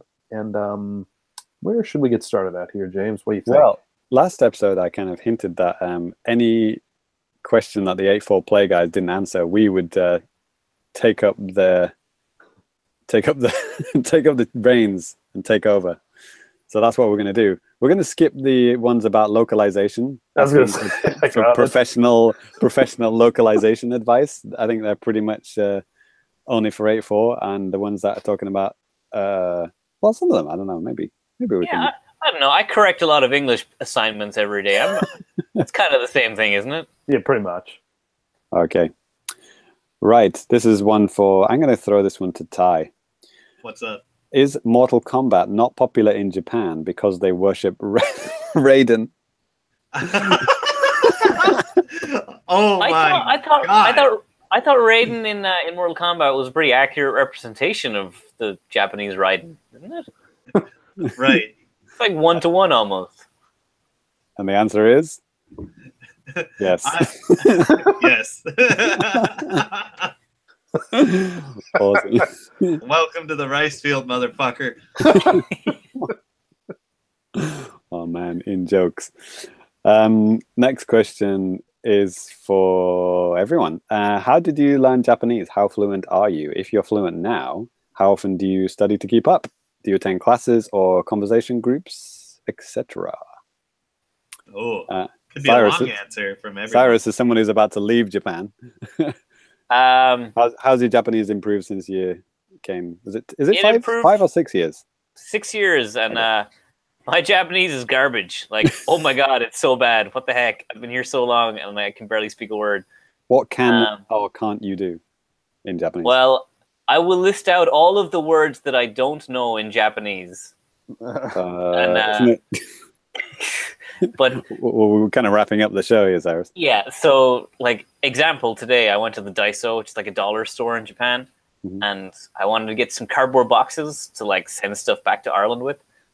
and it was a disaster. It was like I was like trying to explain I want a cardboard box, and I was holding up empty cardboard boxes and like I want this because they give them out for free so that you can like carry your stuff back to your car or whatever. Right. And they were just not getting it. So I like looked up pictures of like typed into Google empty cardboard boxes. I was like, I want this. And they're like, oh, I get you. And they brought me over to like the gift box area where you can buy like, and I was just like, this is not what I want. And I'm just like, thanks, arigato, that's daijoubu. And I'm just like, I give up, I'm going home. And, so, man, welcome to Japan. Yeah, so that's my level of proficiency. Can't get cardboard boxes when I ask for them, when I'm literally pointing at them. I was literally pointing at the cardboard boxes because I know where they keep them in like the storage room because I get boxed off them all the time. And I'm like, I want those cardboard boxes. I'm holding up a cardboard box. I'm like, this is a cardboard box. I want that cardboard box. And they're like, what kind of night? Sure night. Don't know. Yeah, my Japanese kind of like was in a stalemate kind of situation for like a good few years because I was working at like conversation schools, and then I was working at like elementary schools, but like I didn't really have any problems not knowing Japanese and just like kind of just getting by in English, and I was like on English only in classrooms kind of guy. But then I kind of got a job where I was like, what do you call it? Man, it's like an ALT Insider podcast type thing. What do you call it? Like where you're the only English teacher in the school. Man, what do you call those? A teacher? Regular teacher? Man, I forgot what the term is. SAI-YONARA or Japanese something? teacher of English. Oh, no, you're not Japanese. What's EAA? Is that it? Anyway, so like everyone would, you had meetings in Japanese and stuff like that, and you know those kind of thing. When you're forced into those kind of situations, you really have to up your game. So like you learn by osmosis, you learn by just doing it, kind of thing. I'm a guy who learns by doing. I'm terrible at like reading and studying. Like I hate that, as a teacher. Sounds kind of ironic, but like I learn by doing. So that kind of stuff like really helped me, and like I learned so much in just like a year. Just like learned more than in my first 5 years. It was ridiculous. And then I've been in the similar kind of situation since then. So like more and more responsibilities and stuff to do in Japanese. And it's kind of ironic. Like my wife is Japanese, but she doesn't speak Japanese to me. We speak English all day, so it makes it tough, So it's only for work, basically. So there are gaps in my knowledge, like of Japanese, but like anything that I'm used on a day-to-day basis, I'm fine with. And having kids as well also trains you for a lot of medical Japanese, because like you're always going to the doctors, and obviously you're going to the hospital, so yeah, I'm pretty good in like those kind of situations as well. So Danny? Yeah, so I studied a semester and a half before I came to Japan, like almost 10 years ago now. And no amount of studying could have ever gotten me ready. It's one thing to, even if you can get really proficient at like reading and stuff like that with studying. I mean, when you're actually in Japan, it's quite different than what you learn in the textbook.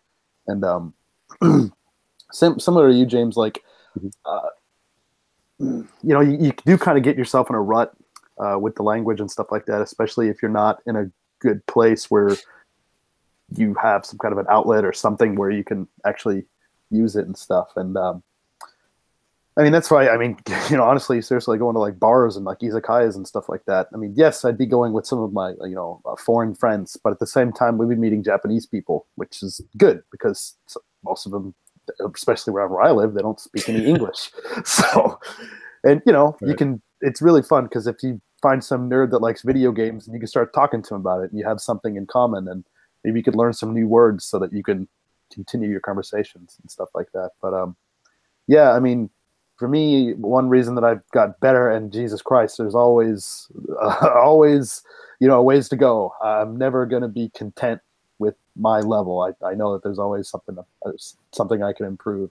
And but for me, meeting my wife was probably one of the best things for learning Japanese. We speak primarily Japanese in the house.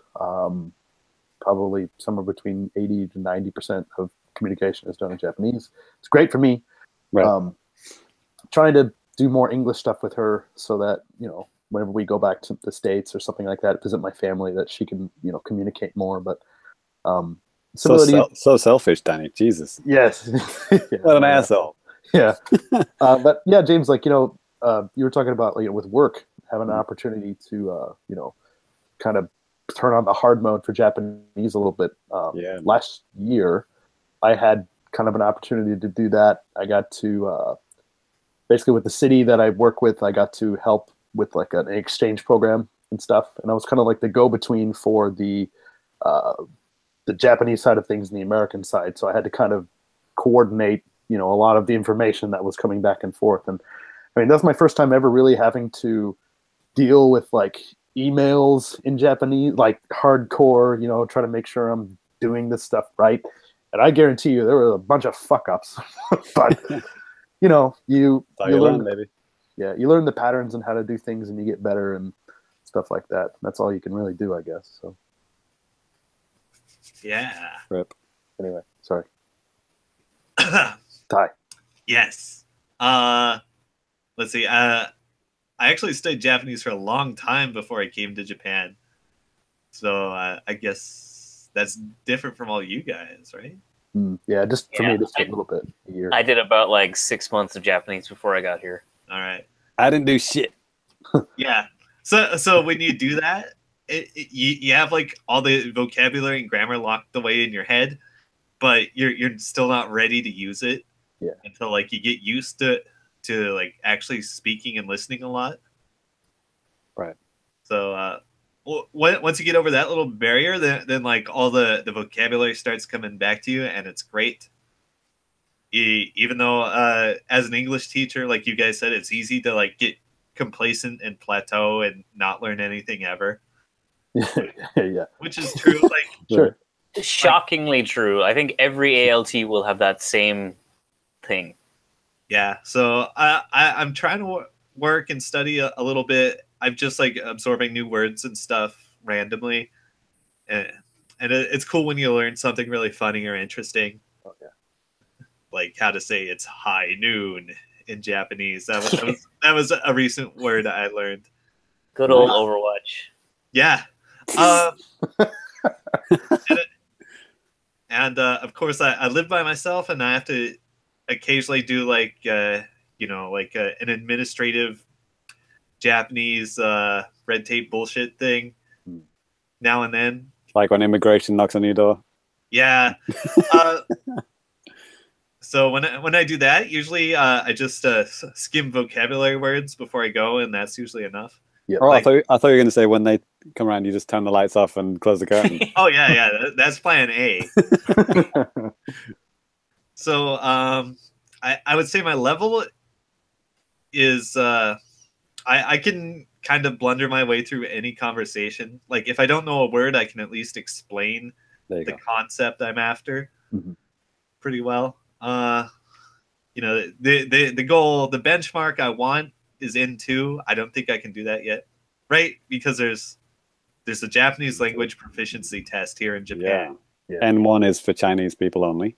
Yeah. Or Matt Walker. Yeah, like N2 is business level. It's like what all the companies want. Yeah. Right. N1 is like more fluent than a natural Japanese person. If anyone doesn't follow the account, The Rising Wasabi, which is like basically a Japanese version of The Onion, and there was a great article like, you know, Chinese man passes level N1 without knowing a single word in Japanese. Oh yeah, because it's basically like a reading test, and obviously Japanese kanji derives from Chinese kanji. They're all like not identical, but they're very similar. So Chinese people basically ace N1 without even sweating it. Meanwhile, like, you know, white folks, you know, have to spend, you know, 10 years memorizing every kanji one by one. There is a listening component to it. Yeah, there's listening. Yeah. Like there's like 3 or 4 segments of the test, right? There's like you do listening last. There's like a vocabulary and then there's like grammar and It's all multiple choice as well in Yeah. Japanese standard. yeah. So Okay. I passed the N3 like a couple of years ago. Nice. So working on N2. I don't know when I'll ever be able to do that. You can do it. Maybe when I'm thrown into an actual sink or swim situation for an extended period of time, that'll probably do it. N2 or you're fired, mate. Yeah. Okay, well, I think we answered that question pretty well. I think this one was answered on 8-4 Play, so we can skip it. It was like Western developed games that are more popular in Japan. But anyway, Danny, this one's for you. What's the collecting scene like in Japan? Are there a ton of places to get old games? Yeah. Yeah, there are. It seems like a lot of greedy, greasy foreigners are coming over and taking everything, though. Every copy of Seiken Densetsu 3, every Yeah. time. So, I mean, the thing is, like, if you can use Google Translate or know a little bit of Japanese, the place to look for this shit is not like in these physical stores, because they're going to be horrendously overpriced, especially if you're going into Tokyo. What you want to look for now, just go to like Amazon.co.jp. Make sure they're shipping to your country or wherever. You don't even have to even come here to get this stuff. And it's like I said, it's Video cheap. games. What are you talking about? The only place you're legally allowed to buy old games is Super Potato. Yeah. Akihabara. Yeah. Go to Super Potato, give them your money, and they'll sell you games for a little bit higher than what they should be. And don't forget, in Japan, they don't use eBay so much. They use Yahoo Auctions. Yes. I mean, eBay Japan is not a thing. It just does not exist. Yeah, if you put it in, it kind of redirects you to this like other kind of service, which is kind of similar or something. I don't know. Oh, yeah. This came up before on the Famicast, I think. It just comes up with an explanation of how to ship stuff overseas through eBay. Yeah, it's really weird. Yeah, there are some companies that actually allow Japanese people to buy stuff from American eBay, and they'll add a 20% surcharge, and then they'll ship it to Japan and stuff like that. And I think vice versa, there are things that let you buy things on Yahoo auctions for similar kind of deals. Yeah, I think you can actually you can just sign up for eBay in Japan, but I'm sure it's a spaghetti mess to do, and I don't know if the site actually has Japanese on it anywhere. Or just make friends with someone on Famicast, and then we'll hook you up. I think I bought one of my rarest collector's items from eBay, but it was a seller here in Japan. That was the Ikaruga set, was it? No, it was the Illbleed figure. Oh yeah, I forgot about her. Yeah, I could put those two objects together and take a picture, and I could be like the only person on the entire internet that can do that. / wants to. Okay. Okay. So there was a bit of an extension to that question. Do people try to complete collections? I think they mean full console collections, or just stick to a specific series. That just talking about Japanese people, I guess. Well, collecting series is a popular thing. It must be. I mean, if they can sell the Japan edition of Maximum Carnage on Genesis for like $1,000 fucking dollars. Yeah, it's weird, isn't it? Because in America, you do have people who have whole rooms dedicated to libraries of games, but it doesn't really work in Japan because most people rent, and renting is expensive, and you don't have much space. So I would assume lots of people would have full Dragon Quest collections, for example. I'm sure millions of people have that. Every Dragon Quest game. Every again, I mean, some people, you get crazy. I mean, as a guy that kind of looking at Danny's video, well, this is like nothing. This is nothing at all. I listen to stuff about Star Wars collectors, and they're talking about variants and stuff. You got this Chewbacca, but you can get on this same card. There's all sorts of little differences. The back of this one has 21 characters. The back of this one has this. This one is like this. This is a prototype. This is, I mean, you could have 35 that for the normal people would look at it and be like, this is the same fucking Chewbacca. Why do you have this? It's no, actually, this is different. Chewbacca's hand is, I had to sell this one to pay for my second divorce. Yeah. Good times. Okay. Do we have time for another one?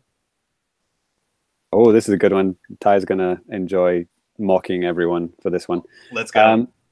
How many of the people on the Famicast staff, I've just replaced 8-4 with Famicast, can legitimately make it to World 8-4 in Super Mario Brothers without warping? What do you mean make it to 8-4? I mean, I can beat the game without dying. What do you want from me? Yeah, beat the game. Yeah, I think I did that when I was a kid too. I played a lot of Super Mario All-Stars. Okay. Well, I never owned an NES, and I don't like Super Mario Brothers, the original. Weird. Yeah, I just can't get back to it. It's just it feels broken these days. I don't understand that. It feels fine. I really don't understand that. They fixed it in Mario Maker. I like it in Mario Maker. Okay. So only me then is the only person who's never owned or completed Super Mario Brothers 1. I'm not sure I would be able to do it now without a lot of practice, but when I was a kid, I definitely went through that and lost levels a bunch. Cool. Yeah, that was actually the game that made me a video game maniac. Like I played a lot of video games before Super Mario Brothers, but that's when I caught the bug. That's when my lifelong obsession began. If you asked me Super Mario Land or Super Mario World, then the answer is hell yes. I can complete both those games with my eyes closed. But you have to try that for a stream. There you go. Not the NES one. Okay, let's say this is the last one then. What is the best time of year to visit Japan, and what's the best gaming-related places to visit, aside from Danny's house? Ooh. Yes. I might be able to answer this since I recently had some friends come over and visit. I think mandatory gaming places, depending on your own like sub interest for games. Well, you do have to go to Super Potato. That's the strat. Sure. And like hit that up when you hit up the whole Akihabara Strip. Go to all the arcades. Go to Club Sega. Go to Hey. Go to Taito Station. It's all there on the same street. Yeah. So do that. Maybe if you like weird old games, maybe check out Mikado, the famous arcade. Where's that? That is Nakano? No, Nakano Broadway is a different place. Yeah, that's totally that you should also go to. But this is like Takadanobaba, I think. Oh yeah, with the cool name Takadanobaba. That's Mikado there. Takadanobaba. Yeah. In case people don't know, it's quite a long word. Yeah, well, it's on the Yamanote line. It's hard to miss. You know, Minoru, Famicast alumni, actually, I think he used to work there. In Mikado? In Takadanobaba. Oh. And me and Ty are just on the same page today. It's good timing. Yeah. I remember there was a time when me and Minoru both had like offices in Takadanobaba, but we never actually met up there. Brutal. Just a coincidence. Let's see, other places. Maybe like Sega World, was it? I've actually never been there. Joypolis, the one in Odaiba. Oh, yeah. In Odaiba. Yeah, I was there like a couple of weeks ago. Go to Game Bar A Button. Hell yeah. Yes. I was going to say, didn't we talk about that? But that was in AC/DC. We were talking about right. The Odaiba one, right? F-Zero. Yeah, boy. I know Namco are opening a new VR arcade like next week. Oh yeah, they're opening like Mario Kart VR. Yeah, in Shinjuku, I saw a bunch. Well, Akihabara and Shinjuku both had like VR arcades. I don't think they call them arcades, but like VR whatever experiences. Experiences. It's like play VR games without the expense. Yeah, but with the pink eye. I'm sure there's some other fabulous places I'm forgetting. Definitely varies wildly by taste. You'd have to kind of do some self-research. Yeah, maybe Google up a list of like top arcades in Japan. It also depends if you're going to like Osaka or Tokyo or what have you. And you might even just find like premium F-Zero cabinets in like some small town arcade, like I have done before. Nice. But terms of gaming, yeah, those are some ideas for you. Check it out, and check out the calendar. Like, see if there's any events coming up, like Tokyo Game Show, or a tournament, maybe something along those lines. Yeah. You know, speaking Tokyo of Game Show, we actually got an email from Tokyo Game Show people quite recently. I was like, "Fuck, is it TGS already?" James, you know, you said that they mentioned like what time of the year would be best to come. Oh yeah. Not I summer. would say avoid the summer. It's so just depressingly. Yeah, July, August, early September is like, yeah, it's ridiculous. The humidity is off the scales. I mean, coming from America, we're in a country. I was in a country where you hop out of an centrally air-conditioned house into your air-conditioned car to another air-conditioned place. So no matter how hot it really is outside, you're probably fine unless you're camping or something. But like, so why is it different in Japan? Don't you just do the same thing in Japan? Do the same thing, but most of the time you don't go somewhere in your car. You're jumping on the freaking train. Right. You're sweating by the time you get to the station. Then you get in the train. You probably catch a cold. And you get you get out. You start sweating again to get to where you're going. Just kind of repeat the process over and over again until you get home. Sweat and freeze. Sweaty mess. And in winter, it's freeze and sweat. Yeah,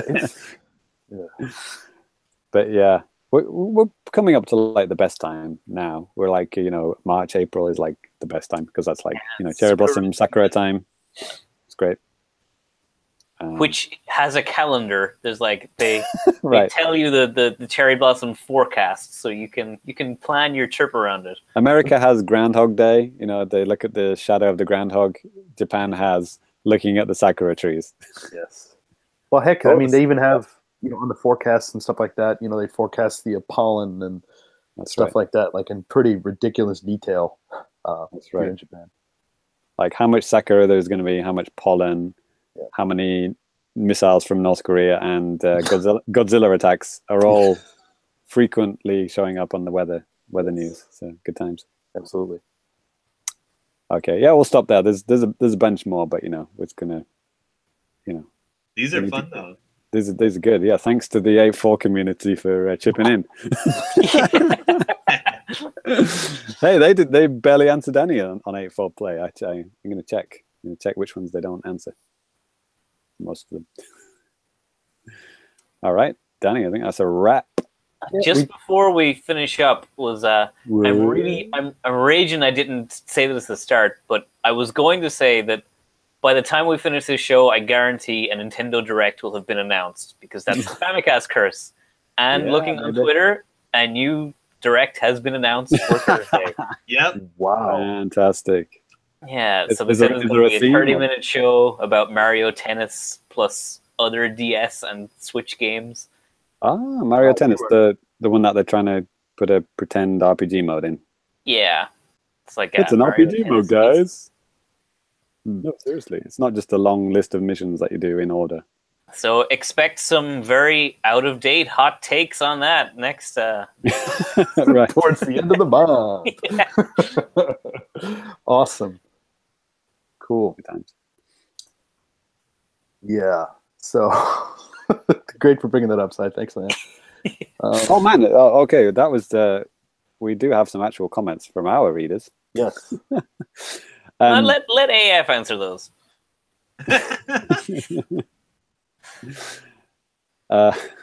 Well, Rich wanted to know what if our game times had drastically changed since the Fammies.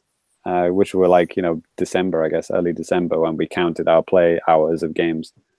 And actually, so shit, I think this is it from Rich, this one? Yeah, I think it was from Chris.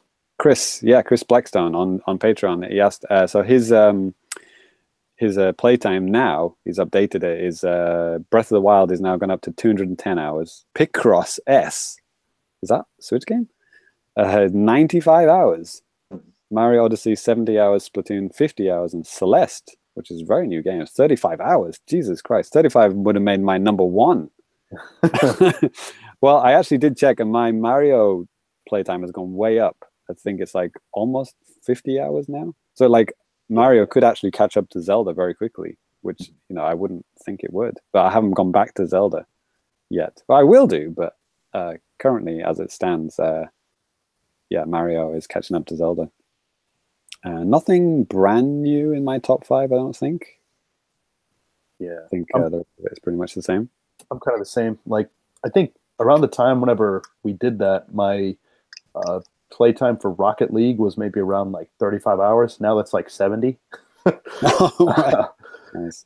Yeah, but other than that, nothing's really changed too much for me. Like Zelda's number 1, and then I think, obviously Rocket League, and then I think Splatoon 2, Mario, like that type of thing. Pretty good. Yeah, I'm just checking it now. I did hit 50 on Mario Odyssey, and 30 was Splatoon 2. Or Tiny Metal, I guess that's a new one.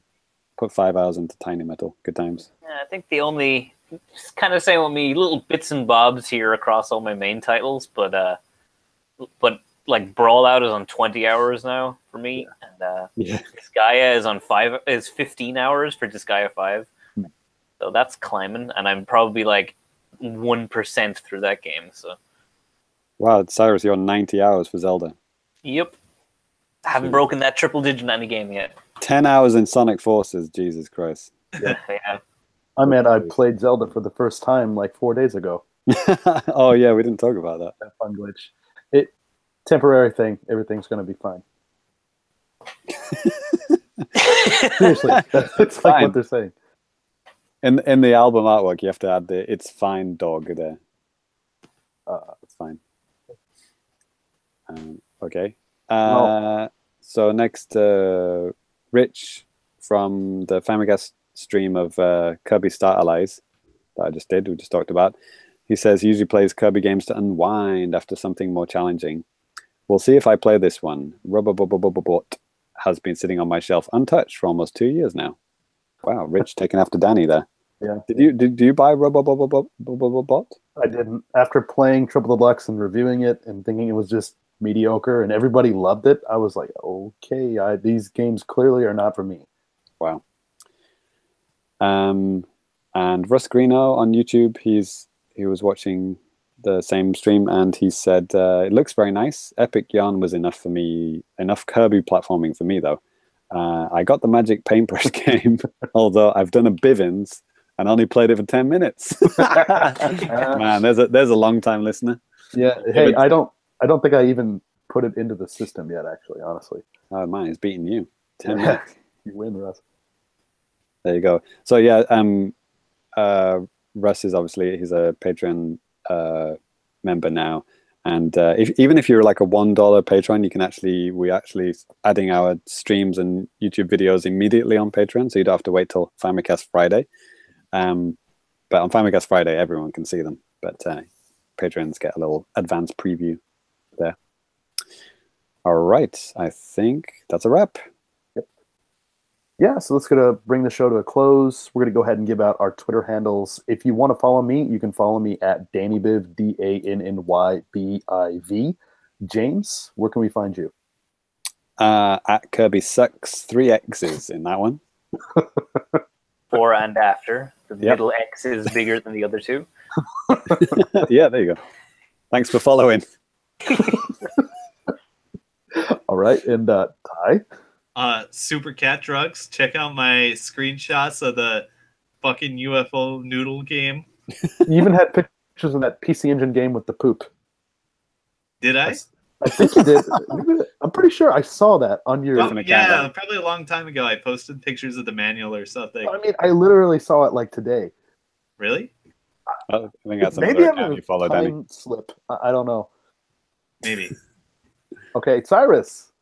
You can follow me at SAI-YONARA, where I'll probably start to tweet about my nervous breakdown involved with moving. Because, oh my god, there's so much stuff to do. Same. Man, Cyrus, I can't believe you're leaving Japan and leaving temporarily the Famicast. I mean, when do you think you'll be able to be on another episode? Probably like any time, because I'll be unemployed for a long time. Except it'll be like daytime and you'll be in, fully clothed and not. Yeah, my parents will be like walking around and going like, "Oh, who are these nice young men?" Right. Man, back into Ireland, eh?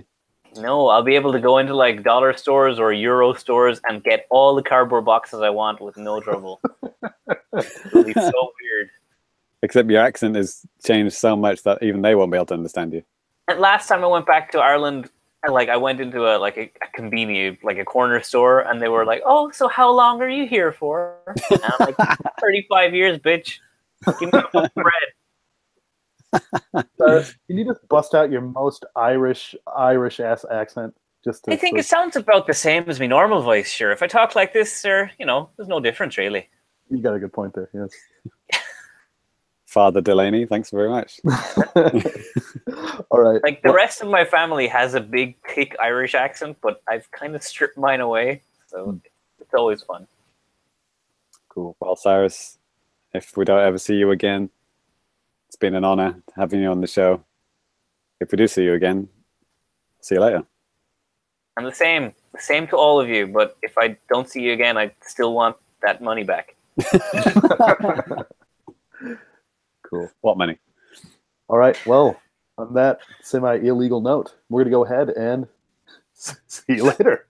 Peace. Thank you for listening. Peace. We'll I love catch you later. crime. Sai-YONARA. Oh. Oh, snap.